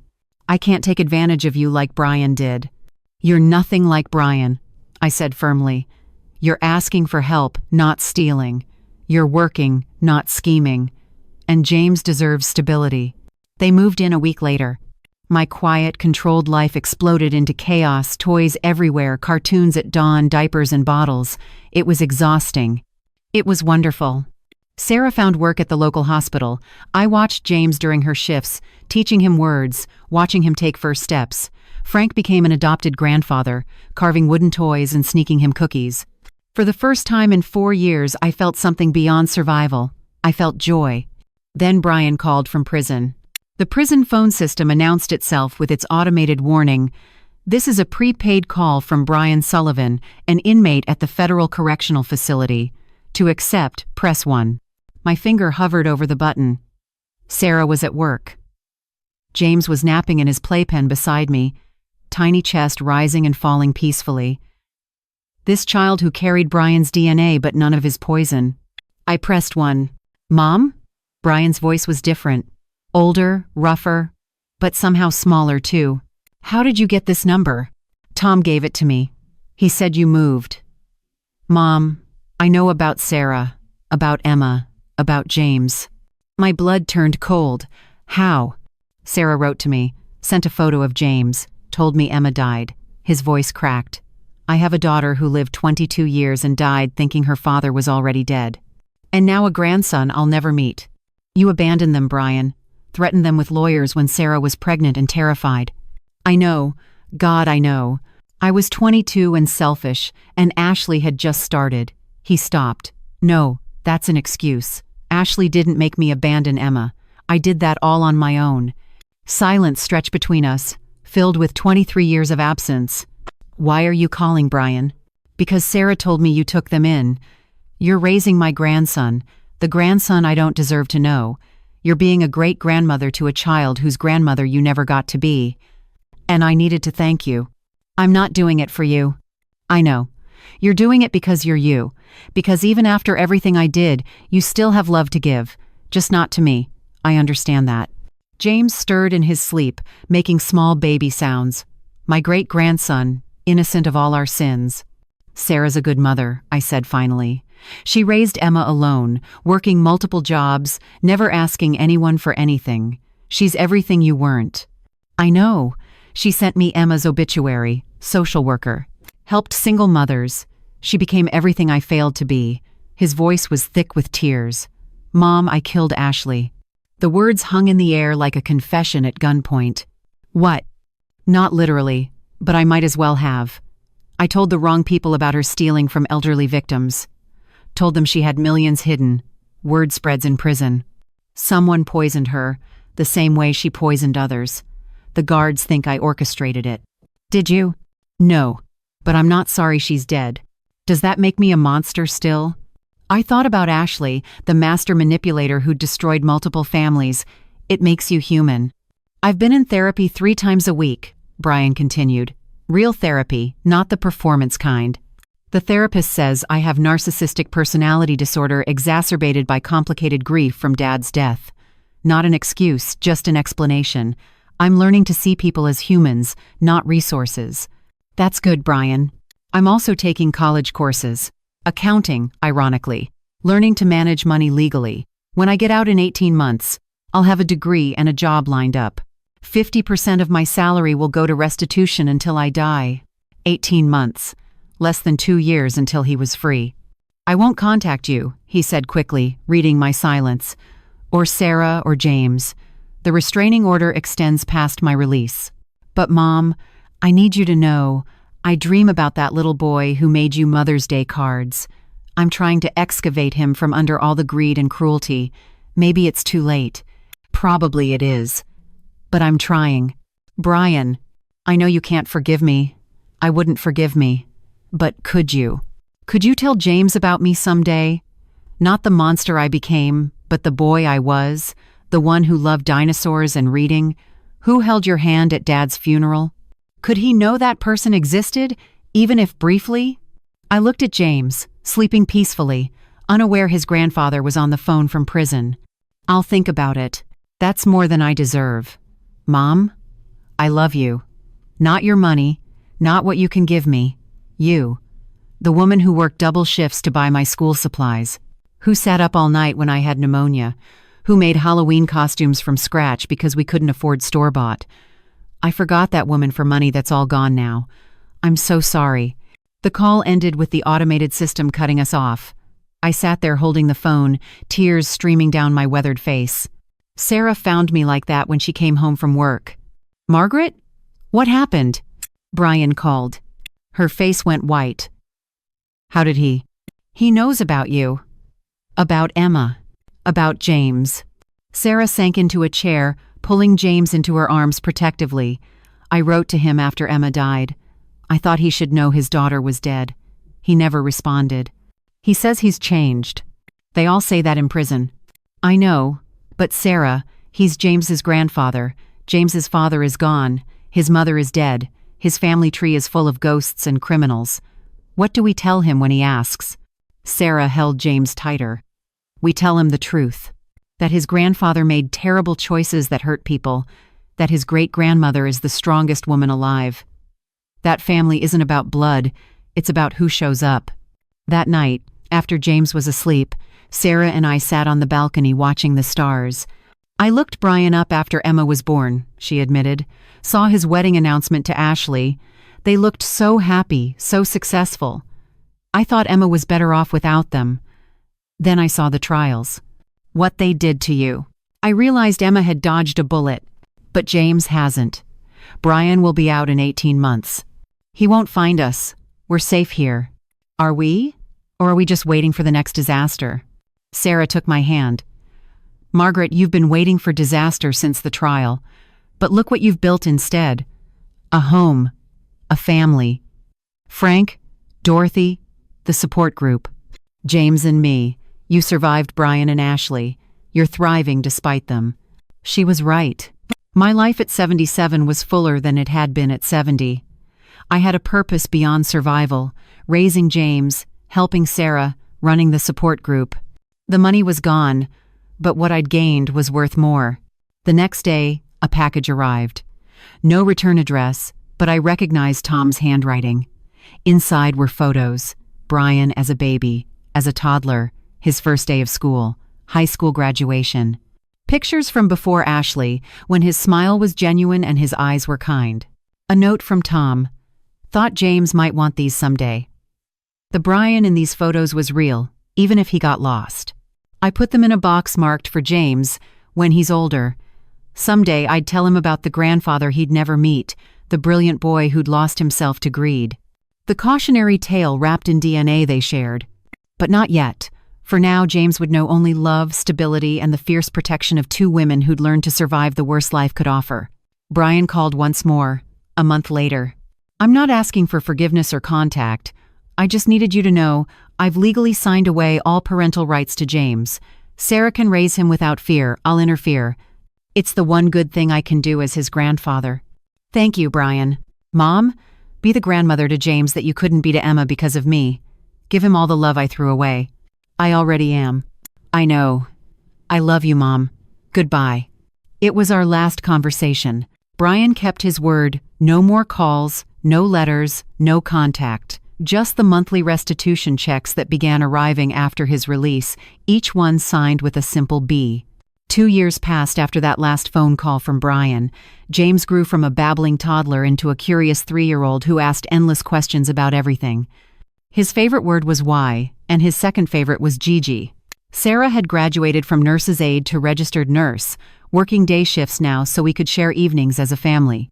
I was 79, feeling every year in my bones but fighting against time with everything I had. James needed me. Sarah needed me. The illusion of permanence we'd built required my presence. Then Frank collapsed during our weekly card game. The heart attack was massive. He was gone before the ambulance arrived, cards still clutched in his hand. A winning hand, naturally. Frank would have appreciated that detail. His funeral drew hundreds of elder abuse survivors he'd helped. I spoke about his kindness, his wisdom, his terrible jokes that made healing easier. But his death reminded me of my own mortality. I wouldn't be here forever for James. That night, I made a decision. I called my lawyer and updated my will. Everything to Sarah and James, but with specific instructions.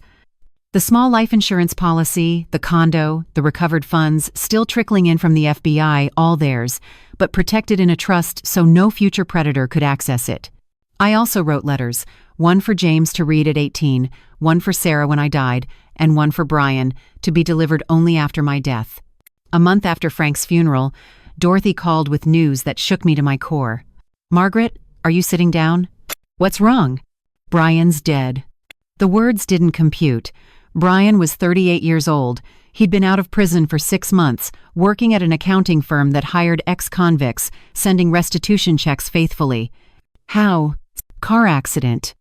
But Margaret, it wasn't an accident. The police found a note. Suicide. My son, who'd wished me dead for money, had chosen death himself. The note arrived 3 days later, forwarded by Tom. "Mom, I know Tom will send this to you.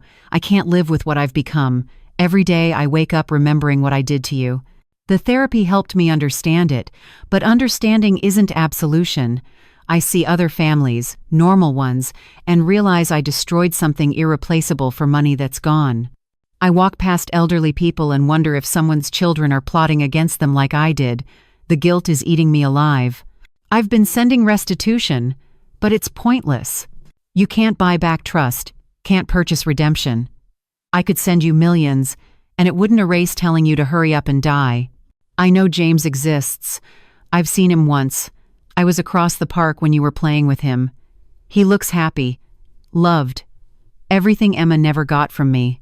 Please don't tell him about me. Let him believe his grandfather never existed rather than knowing he was me. I'm not doing this for sympathy or forgiveness. I'm doing it because the world is better without me in it. You're better without me in it. Maybe this is the only good thing I can do, remove myself before I hurt anyone else. I loved you once. Before Ashley, before the greed, I loved you. That boy who made Mother's Day cards was real. He just got murdered by the man I became. Tell Sarah I'm sorry about Emma. Tell James nothing. Live in peace knowing the threat is gone. Your son, who didn't deserve to be, Brian. I read it 17 times, each reading bringing fresh pain. My son was dead. The monster he'd become was dead. The boy he'd been was dead. All of it, gone. Sarah found me sobbing in the garden, clutching the letter. "Oh, Margaret," she said, pulling me into her arms. "I'm so sorry. He killed himself because of what he did to me." "No, he killed himself because he couldn't live with who he'd become. That's not your fault." But it felt like my fault. If I'd raised him better, if I'd seen Ashley's poison sooner, if I'd been less generous or more strict, the what-ifs tortured me.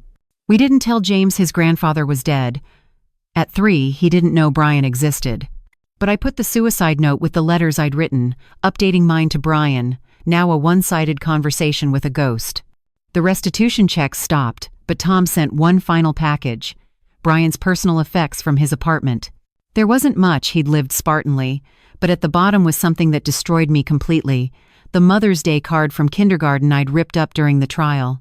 He'd taped it back together, every piece carefully aligned. He'd kept it with him in prison, after release, until the end.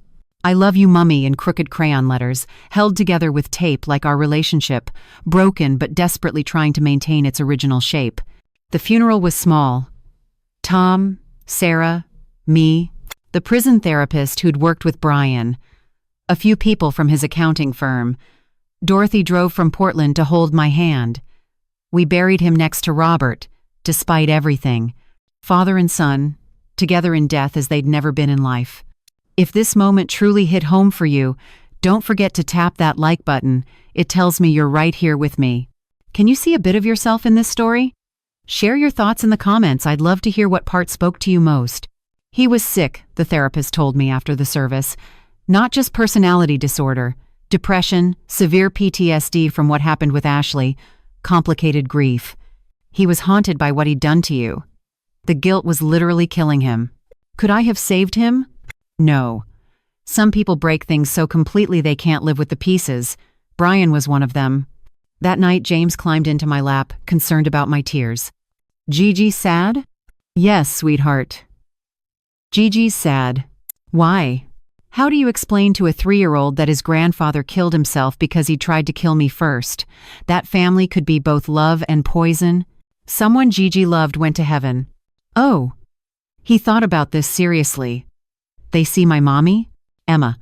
Another ghost in our family tree." "Yes, baby. They see your mommy." James patted my face with his chubby hands. "No sad Gigi. They together now. From the mouths of babes. Brian and Emma, grandfather and granddaughter, meeting in whatever came after, maybe finding the peace that escaped them in life. 6 months after Brian's death, I received a final surprise. A letter from a law firm informing me that Brian had a life insurance policy through his employer. $50,000. The beneficiary, James Sullivan in trust, managed by Margaret Sullivan until his 18th birthday. Brian's last act, providing for the grandson he'd never met. He tried to make it right, Sarah said when I showed her. In the end, he tried. Too little, too late. But still something. That's how James will know him, as someone who tried to fix his mistakes, even if he failed. I was 80 now, raising a 4-year-old with a woman young enough to be my granddaughter. My body creaked, my energy flagged, but James kept me moving. His need for stories, for adventures, for answers to endless questions.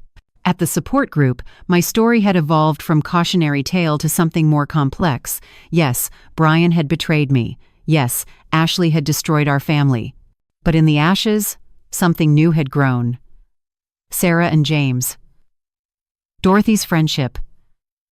The hundreds of elderly people I'd helped through our group. Sometimes, I told them, the family you lose makes room for the family you find. One night, as I tucked James into bed, he asked, "Gigi, where's my grandpa?" The question I dreaded. "He's in heaven with your mommy." Was he good? I thought about Brian making me Mother's Day cards, Brian holding my hand at Robert's funeral, Brian screaming at me to die, Brian sending restitution checks, Brian taking his own life. "He tried to be," I said finally. "Sometimes people make bad choices, but that doesn't mean they're all bad." "Oh, Gigi?" "Yes?" "You're good." "Thank you, baby." "Love you, Gigi." "Love you too, James." As I watched him sleep, I thought about the journey that brought us here. The betrayal, the trials, the theft, the deaths. All of it leading to this moment, an 80-year-old woman watching over her great-grandson, both of us survivors of different wars. I'd lost my son twice, once to greed, once to guilt, but I'd gained Sarah and James. Lost $400,000 but found a different kind of wealth. The war was over, everyone had lost. But from the ruins, we'd built something new, imperfect, complicated, but real. And that would have to be enough. 5 years passed like pages turning in a book I couldn't put down. James was 8 now, all knobby knees and endless questions, brilliant like Brian had been, but with Emma's kindness.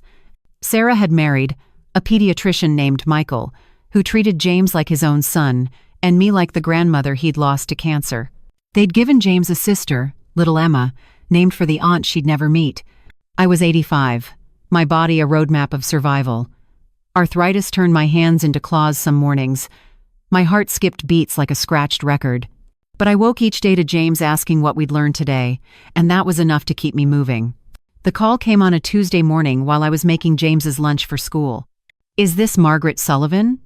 The voice was professional, clinical. "Yes. Ma'am, I'm calling from Oregon State Hospital. We have a patient here, Ashley Sullivan. She's listed you as next of kin." The sandwich I was making fell apart in my hands. Ashley's in prison. Life without parole. "Ma'am, she was transferred here 2 years ago after a severe psychiatric break. She's been catatonic until recently. Now she's asking for you." "No." The word came out sharp, final. "Ashley Sullivan is nothing to me." "Ma'am, she's dying. Liver failure from a suicide attempt with acetaminophen. She has maybe 48 hours. She says she needs to tell you something about Brian." Brian. My dead son who'd killed himself 5 years ago. What about Brian? "She'll only tell you in person." I should have hung up. Should have let Ashley die with her secrets. But something, call it closure, call it stupidity, made me agree. Sarah drove me to the hospital the next morning, Michael staying home with the kids. She held my hand as we walked through security, through locked wards, to a medical unit that smelled of antiseptic and death. Ashley was unrecognizable. The master manipulator who destroyed my family was now skeletal, yellow from liver failure, tubes running everywhere. Her eyes, once sharp as knives, were clouded with pain and medication. "Margaret," her voice was a whisper. "You came. You have 5 minutes. I need to tell you about Brian." Sarah's hand tightened on mine. He didn't abandon Emma and Sarah by choice. Ashley's words came slowly, each one an effort. I made him. Threatened to leave him.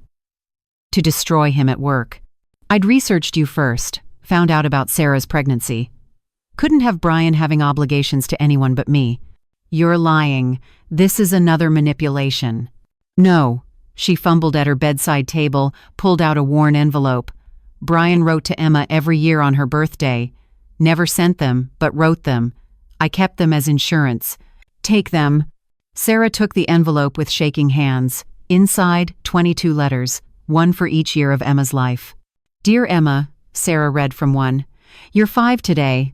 I wonder if you like dinosaurs like I did. I'm sorry I'm not there to teach you their names. Dear Emma, you're 16 today. Driving age. Please be careful. The world needs you in it, even if I don't deserve to be part of it. Dear Emma, you're 21 today. Your mother Sarah sent a graduation photo to my work.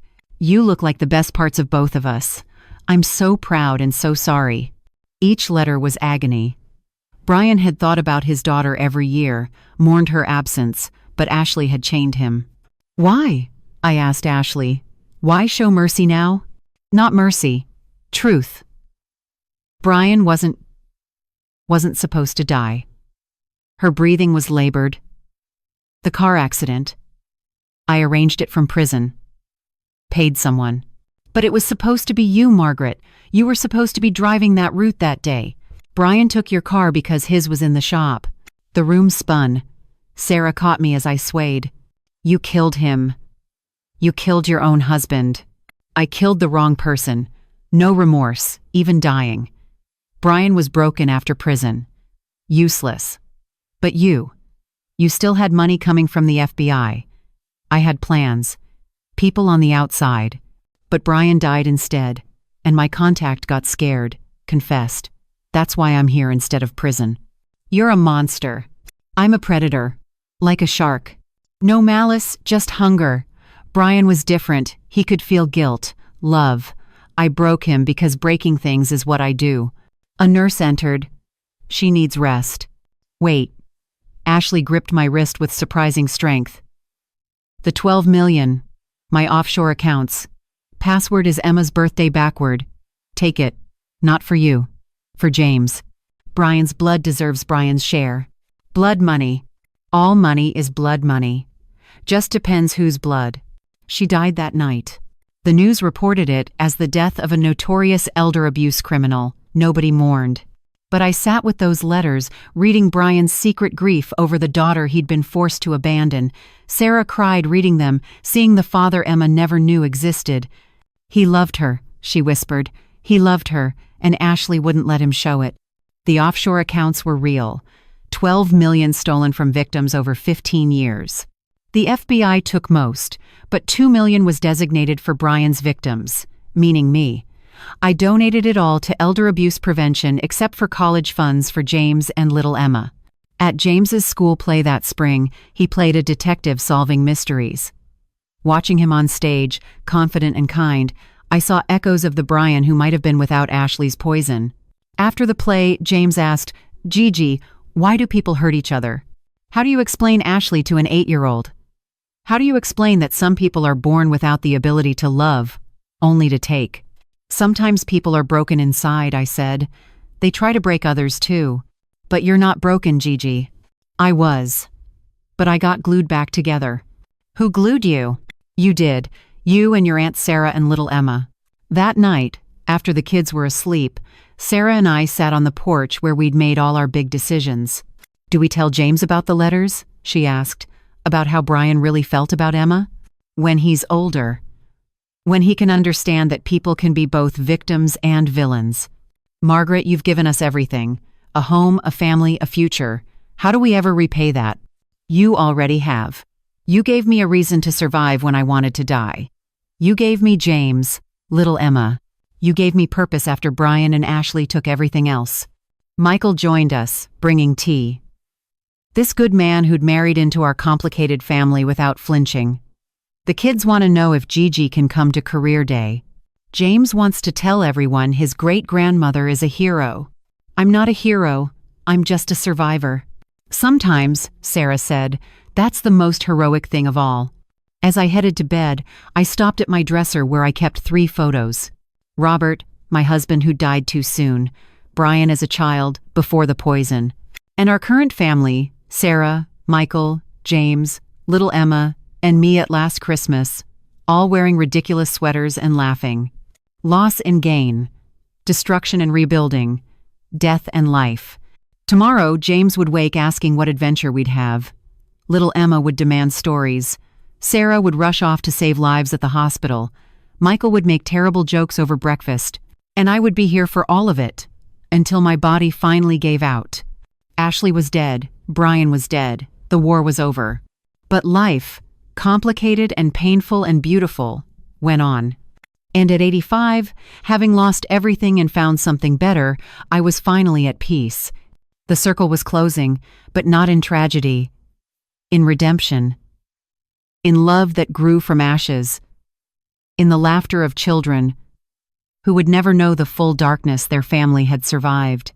That was my victory. Not the money recovered or the justice served, but James on stage playing a detective, little Emma learning to read, Sarah saving lives, a family built from ruins. I'd won by surviving, by rebuilding, by loving again despite having every reason not to. And that, I decided as sleep finally took me, was enough for one lifetime. My 87th birthday came with a diagnosis that surprised no one. Congestive heart failure, the doctor said, as if my heart hadn't been failing in different ways for years, 6 months, maybe a year if I was careful. I received the news with strange calm. I'd outlived Brian by 7 years, Ashley by 2, and had seen James grow into a remarkable 10-year-old. We need to tell the family, the doctor said. No, I said firmly, not yet. I had work to do first. That night, while Sarah's family slept, I began writing. Not the brief letters I'd prepared years ago, but something more substantial. A letter for James to open at 18, at 25, at 30, for little Emma at the same ages. For Sarah when I died. For Michael. Even for Dorothy, though at 91, she might beat me to the finish line. Each letter was different, tailored to who they'd be at those ages, filled with stories they'd need to hear.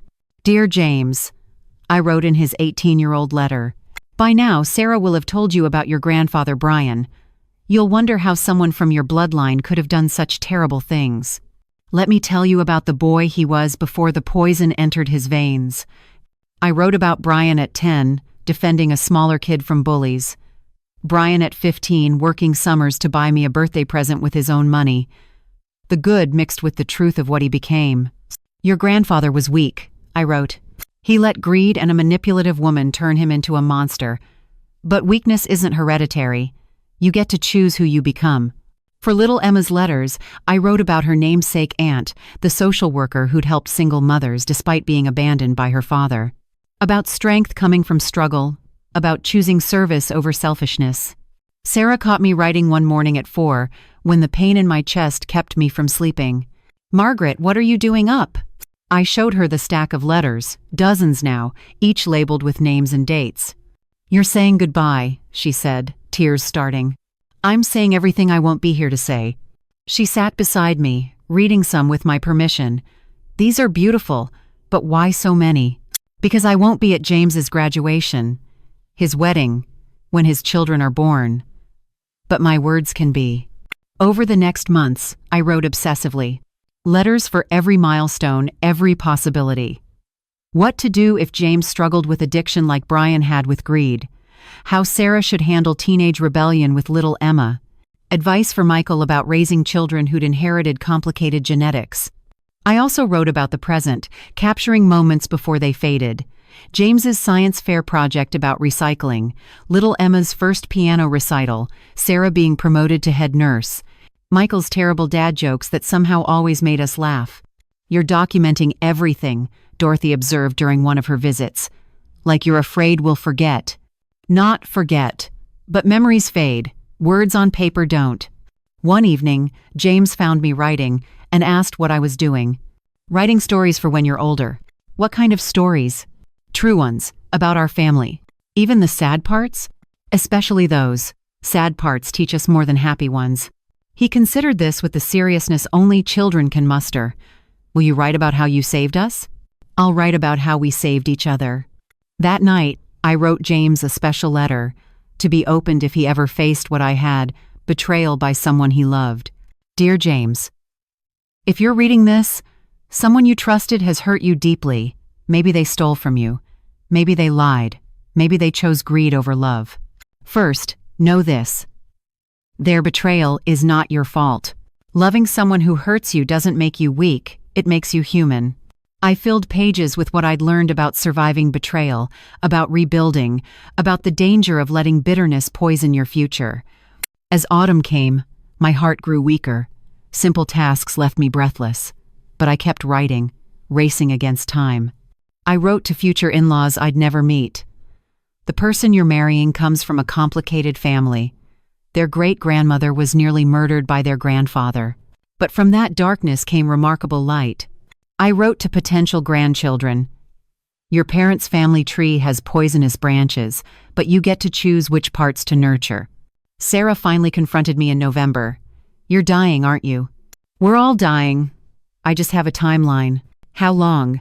Months, not years. She cried while I held her, this woman who'd become the daughter I'd never had. I'm not ready to lose you, she said. You won't.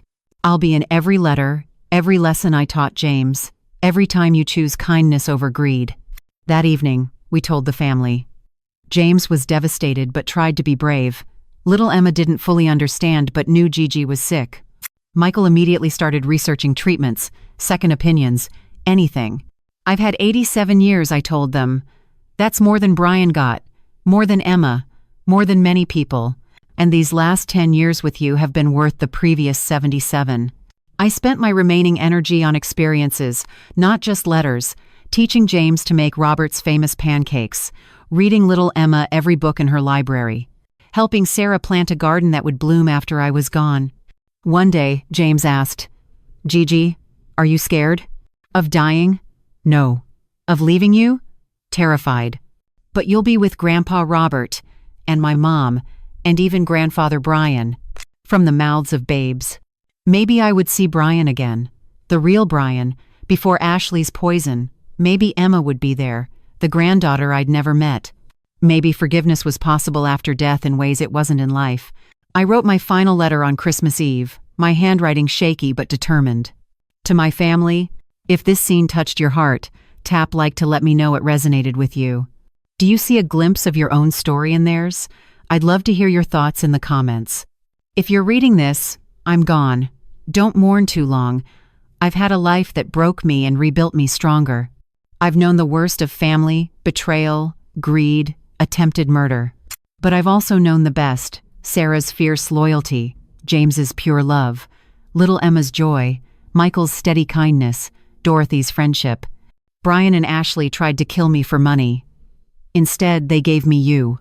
Their greed led to our love. Their betrayal led to our bond. I'm leaving you not much money, that was stolen long ago, but I'm leaving you stories, lessons, warnings. Learn from our mistakes. Choose love over money. Choose family you build over family you're born into. James, you carry Brian's DNA, but not his weakness. You're already stronger at 10 than he was at 30. Little Emma, you're named for an aunt who chose service. Follow her path, not Ashley's. Sarah, you saved me when I thought I had nothing left to live for. Now save others the same way. Michael, thank you for joining our complicated family without hesitation. Dorothy, if you're reading this, you've outlived me, you tough old bird. Thank you for being my anchor. Don't let my story be only about what was taken. Let it be about what was built from the ruins. All my love, Margaret. That night, surrounded by my chosen family, watching James and little Emma play with their Christmas presents, I felt complete. The circle was closing, but it was full of love, not emptiness. I'd survived the worst betrayal. Found family in unexpected places. Raised my great-grandson. Told my story. Written my letters. I was ready. The war had ended not with my destruction, but with my victory through survival, through choosing to love again, through the family that bloomed from poisoned soil. That was my legacy. Not money but resilience. Not wealth but wisdom. Not blood but chosen bonds. And it was more than enough. Winter surrendered to spring reluctantly that year, as if even the seasons knew I was running out of time. My 88th birthday passed quietly in March. No fanfare, just family dinner where I could barely manage 3 bites before exhaustion took over. The heart medication kept me functional but not living, existing but not thriving. By April, I needed oxygen at night. The tubes and machines turned my bedroom into a medical ward, but James still climbed into bed with me every morning to read together before school. "Gigi, this book is about a boy who finds out his dad was a thief," he said one morning, showing me his library book. "But the boy becomes a police officer anyway." "What do you think about that?" "I think you get to choose who you become. Like you wrote in my letter." He'd been sneaking reads of the letters I'd left accessible, the ones for younger ages. Sarah pretended not to notice. That afternoon, Dorothy visited with news that made me laugh despite the pain. "Remember the prosecutor, David Park? He's teaching a law school course on elder abuse. Your case is required reading. Every future lawyer in Oregon will know about Margaret Sullivan versus Brian and Ashley. My story, reduced to case law. Somehow fitting. Good," I wheezed. "Let them learn." May brought unexpected visitors. Tom Bradley, Brian's college friend, arrived with a woman I didn't recognize. "Mrs. Sullivan, this is Amy Chen." She was engaged to Brian. Before Ashley. Another ghost from Brian's past. Amy was quiet, mid-40s now, with kind eyes that held old pain. "He was different then," she said softly. "Gentle. Thoughtful. We were planning our wedding when Ashley appeared. Within 3 months, he'd changed completely. Broke our engagement. Said I was holding him back." "Why are you here now?" "Because I read about his death, the suicide. I wanted you to know. The Brian I loved would have been horrified by what he became. Ashley didn't just steal your money. She stole the man Brian could have been." After they left, I added another letter to my collection, one for Amy, thanking her for showing me another glimpse of the son Ashley had murdered long before Brian killed himself. By June, I was bedridden. Hospice nurses came daily, their gentle efficiency a reminder that the end was near. Sarah had taken leave from work, spending every moment she could by my side. One afternoon, while little Emma napped and James was at school, Sarah asked the question I'd been dreading. "Margaret, do you forgive Brian?" I considered lying, making it easier for her, but she deserved truth. "I forgive the boy he was. I forgive the man he could have been. But the person who told me to hurry up and die? Who stole everything? I'm still working on that. Is it okay if you die without forgiving him completely?" "Sarah, forgiveness isn't mandatory for peace. Understanding is. I understand that Brian was weak, that Ashley was evil, that together they created something monstrous. That understanding has to be enough." That evening, James crawled carefully into bed beside me, mindful of the oxygen tubes. "Gigi, will you watch me from heaven?" "Every moment. Even when I'm doing something embarrassing? I'll close my eyes for those parts." He giggled, then grew serious. "I'm going to make you proud." "You already have, sweet boy, every single day." Little Emma joined us, barely 4 but somehow understanding Gigi wouldn't always be there. She patted my face with sticky hands that had been in the jam jar. "Love you, Gigi. Love you too, baby girl." Michael appeared with his guitar, playing soft songs while my chosen family surrounded me. This was how I wanted to go, not alone in a sterile hospital, but here, surrounded by love that had grown from the ashes of betrayal. That night, I dreamed of Robert. He was young again, wearing the suit from our wedding. "Ready to come home, Maggie?" "Almost. Just a few more goodbyes." I woke to find Sarah asleep in the chair beside me, holding my hand. Dawn was breaking, painting the room gold. I'd seen 88 springs, but this one felt different, final. I managed to write one last note, my handwriting barely legible. "Sarah, you saved me when Brian tried to destroy me. Raise James and Emma to be everything Brian and Ashley weren't. Tell them Gigi loved them more than words. Tell Dorothy she was the best friend anyone could have. Tell Michael his bad jokes were actually funny. Thank you for giving me a reason to survive. All my love, Margaret." The last week of June, I drifted in and out of consciousness. Sometimes I was 25, holding baby Brian. Sometimes 50, watching Robert die. Sometimes 74, discovering the betrayal. But mostly I was present, feeling James's hand in mine, hearing Sarah sing lullabies to Emma, listening to Michael read from my letters. Dorothy came one last time, 91 years old but still sharp. You did good, Margaret. You won. We won, I corrected weakly. Give that son of yours hell when you see him. Or maybe I'll just give him forgiveness. She squeezed my hand. We both knew this was goodbye. On my last conscious day, I insisted Sarah bring me the photo albums. Together, we looked through them. Brian as a baby, our wedding photos, James's first steps, little Emma's birth. A life in pictures, complicated and painful and beautiful. Look, I whispered to James, pointing at a photo of Brian at 10. You have his eyes, but your own heart. Is that good? That's perfect. As evening came, I felt myself letting go. The pain was fading, replaced by strange peace.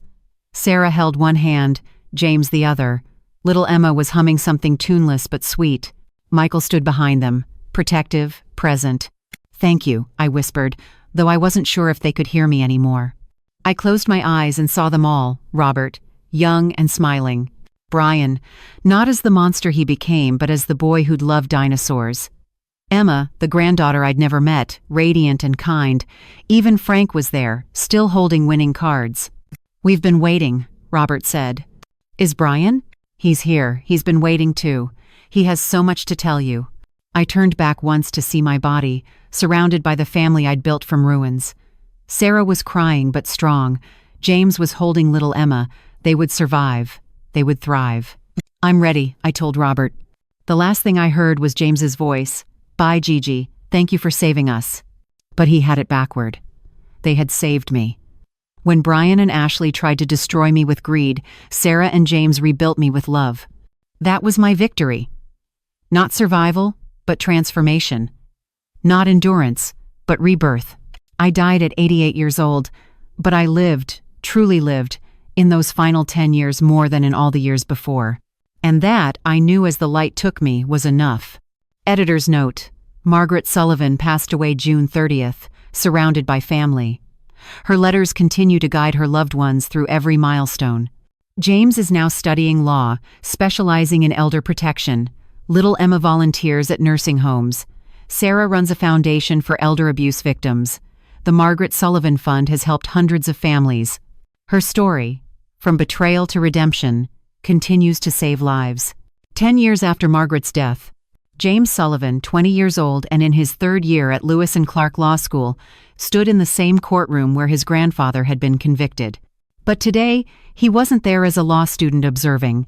He was there as a speaker for the Oregon State Bar's annual conference on elder law.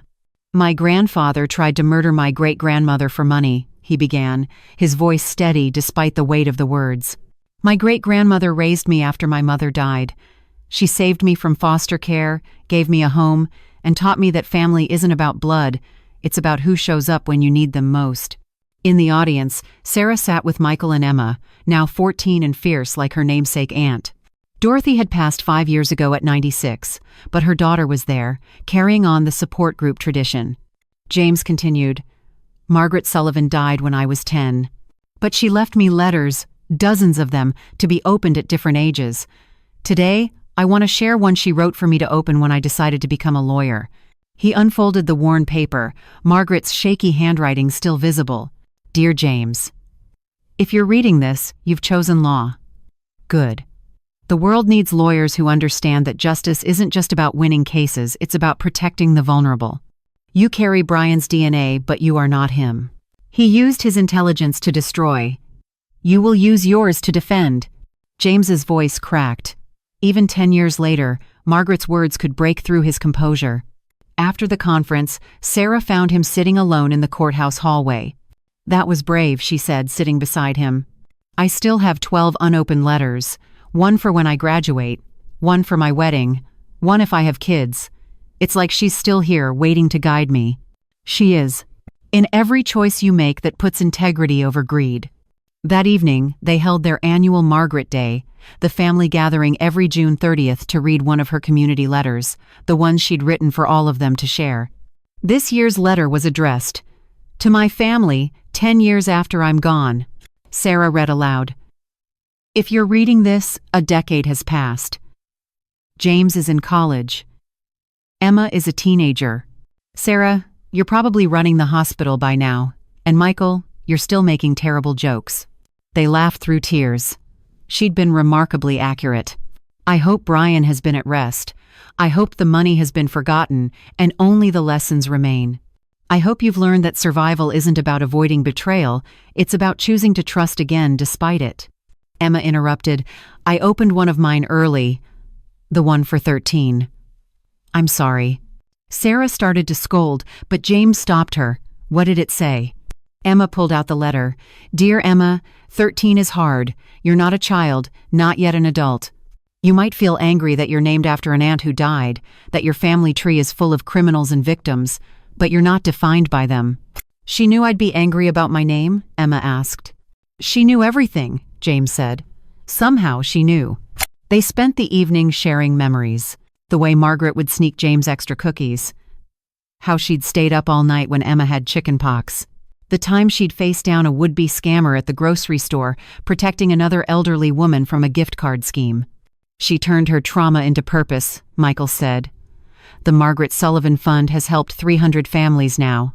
Sarah nodded. Last week, a woman came in. Her son had drained her accounts, tried to have her declared incompetent. Sound familiar? I gave her Margaret's story. She cried, then said, if she could survive that, so can I. As midnight approached, James made a decision. I want to read Brian's letter, the one she wrote him but never sent. Sarah retrieved it from the safe. The envelope was yellowed, for Brian Sullivan written across it. James read, My dear son, you're gone now, by your own hand, and I'm left with words you'll never read. I want to hate you. For the theft, the cruelty, the betrayal. But I can't. Because before Ashley, before the greed, you were my baby. You were the boy who held my hand through Robert's funeral. The letter continued, detailing her complex feelings. Anger mixed with grief. Betrayal tangled with love. I forgive you, Brian. Not for what you did, but for what Ashley turned you into. I forgive the weakness that let her poison you. I forgive the pain you caused because holding on to it would poison James and Emma. They deserve to be free from our war. James set down the letter, tears streaming. She forgave him. Eventually, Sarah said. It took years, but she found peace. Emma asked, Do you think he knows? Wherever he is? I think, Michael said carefully, that Margaret believed in redemption, even after death. She wrote these letters believing in continuation, in connection beyond the grave. Late that night, James sat alone with the box of remaining letters. One caught his eye, labeled, For James, if you ever doubt yourself. He opened it. James, self-doubt means you're thinking, questioning, growing. Brian never doubted himself. That was his downfall. He believed he deserved everything without earning it. You doubt because you understand that integrity requires constant choice. At the bottom she'd added, I see you becoming the man Brian could have been. That's not a burden, it's a gift. You get to live the life he threw away. Live it well. James carefully refolded the letter. Tomorrow, he would return to law school, to his studies in elder law. He would graduate, pass the bar, and defend the vulnerable. He would marry someone kind, have children, and teach them about their complicated history. But tonight, he sat with Margaret's words, feeling her presence across the decades since her death. She'd won the war, not through the court victories or the recovered money, but through this, through him choosing law over crime, through Emma choosing service over selfishness, through Sarah continuing to heal rather than harden. The letters were more than paper and ink. They were Margaret's immortality, her love transcending death, her wisdom outliving her body. As dawn broke, James made a decision. He would write letters too. For his future children, grandchildren, for moments he might not live to see. He would continue Margaret's tradition of love letters to the future, of wisdom, preserved against time. Because that's what family does. The real family, the chosen family, the family built from ruins. They leave roadmaps through the darkness. They light candles against future storms. They write letters to say what presents cannot. Margaret Sullivan had been dead for 10 years. But through her letters, her lessons, her love, she would live forever. And Brian's betrayal, Ashley's evil, all the pain and theft and attempted murder, it had led to this, to James in law school, to Emma volunteering, to Sarah running a foundation, to hundreds of elderly people protected by Margaret's law. The greatest revenge against those who'd tried to destroy her, a legacy of love that would outlast them all.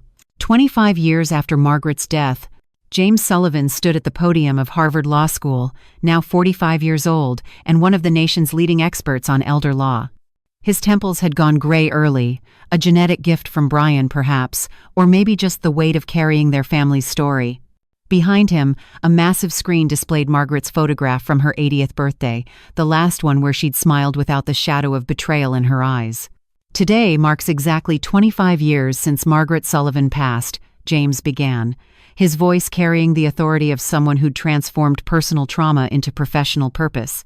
But her story, our story, contains knowledge that transcends time. The knowledge of how families can destroy each other, the knowledge of how greed poisons love, and most importantly, the knowledge of how to rebuild from complete devastation. If this part touched something deep inside you, hit that like button so I know it reached you. Do you see your own reflection in this character's journey? Tell me in the comments your story might just inspire someone else. In the audience, Sarah sat in the front row, now 68 herself, her hair silver but her spine still straight. Little Emma, no longer little at 39, held her infant daughter, Margaret, named for the great-great-grandmother she'd never meet but whose lessons shaped every decision. My grandfather Brian died by suicide after attempting to murder his own mother for money, James continued, letting the harsh truth land heavily. This isn't just a cautionary tale, it's a lesson in education about what happens when we fail to teach our children that love cannot be purchased, that inheritance is not an entitlement, that our elders are humans, not ATMs. A hand shot up from the audience, a young law student, eager and naive. Professor Sullivan, do you blame your great-grandmother for enabling your grandfather's behavior with her generosity? The question would have destroyed Margaret, but James had spent decades processing this very thought. That question itself contains a dangerous lack of knowledge, James replied firmly. It assumes that showing love through financial support is wrong. Margaret Sullivan's generosity wasn't the problem, Brian's entitlement was. The lesson here isn't to stop being generous, it's to recognize when generosity is being weaponized against you. After the lecture, James found himself in his office, surrounded by photos Margaret had never lived to see, his law degree, his wedding to Patricia, a social worker who understood complicated families, their 3 children who called him the story keeper because of all Margaret's letters he read them. His phone rang. Emma's name appeared. James, we have a problem. A big one. His blood chilled. Those words never brought good news. There's a woman here claiming to be Ashley's daughter. She says Ashley had a child before she met Brian, and she wants to challenge the distribution of the recovered funds. The room spun. Another ghost from their poisoned past.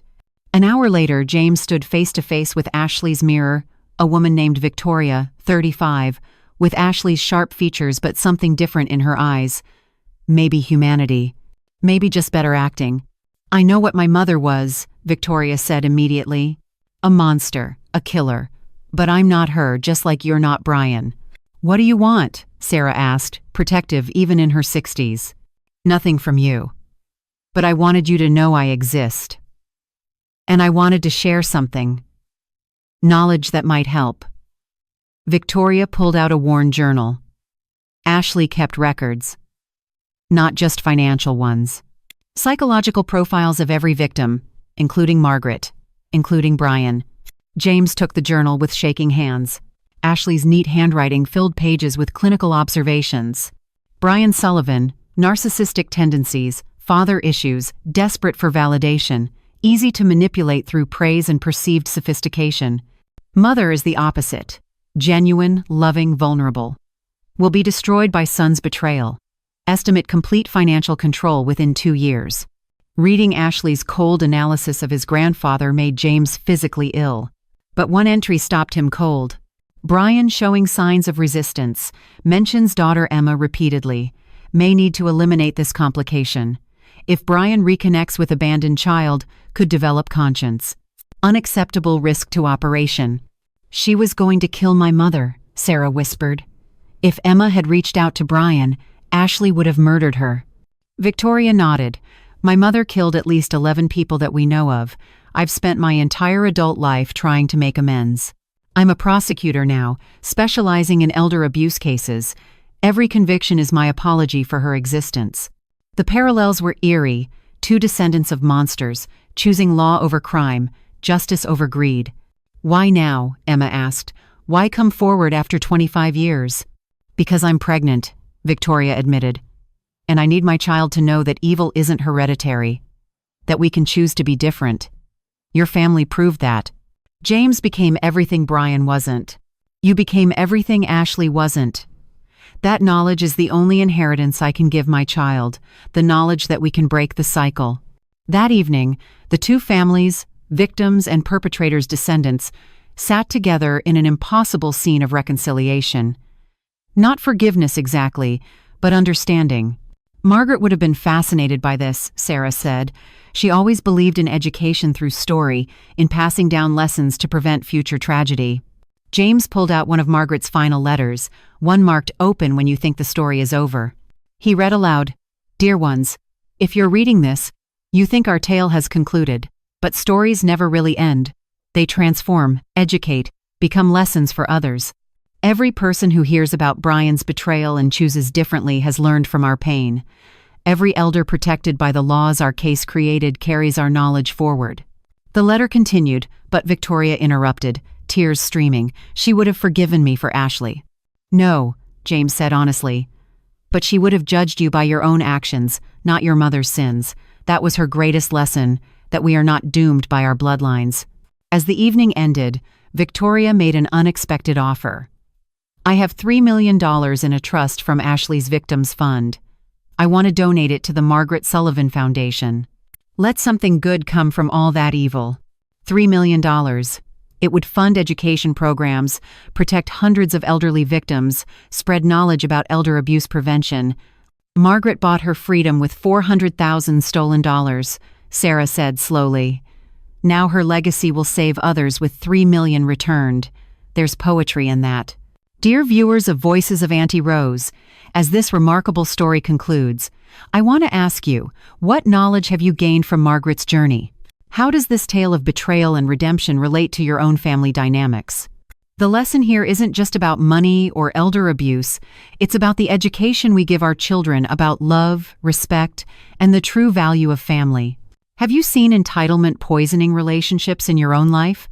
Have you witnessed the devastating effects when children view parents as resources rather than humans deserving respect? Please share your thoughts in the comments below. Your stories and insights create a community of knowledge that protects us all. Remember, the greatest lesson from Margaret's story is this: love cannot be purchased. Trust once broken takes generations to rebuild, but choosing integrity over greed is always possible, no matter your family history. Education about these values starts with stories like these. If this story touched your heart, please subscribe to Voices of Auntie Rose, hit that like button, and share this video with others who need to hear Margaret's message. Every share spreads knowledge that might save an elderly parent from financial abuse. Every subscription helps us bring more of these vital lessons to light. Through education and awareness, we can prevent future Brians and Ashleys from destroying families. Through shared knowledge, we can protect our elders and teach our children that true inheritance isn't money, it's wisdom, values, and the courage to choose love over greed. What did you feel when James and Victoria sat together, two descendants of tragedy choosing justice? How would you handle discovering such dark family history? Your insights provide education for our entire community. Thank you for joining us on this emotional journey through Margaret's life and legacy. May you all enjoy good health, find happiness in each day, and experience the peace that comes from living with integrity. May the knowledge from this story protect you and your loved ones from those who would exploit family bonds for financial gain. Until we meet again in our next video, remember, you have the power to break negative cycles, to choose differently than those who came before, and to create a legacy of love rather than greed. The greatest education we can give our children is through our own example of choosing humanity over money. Take care, dear viewers. Live well, love freely, and protect fiercely those who cannot protect themselves. This is Voices of Auntie Rose, signing off with gratitude for your time and attention. Goodbye for now, and see you in our next story of triumph over adversity.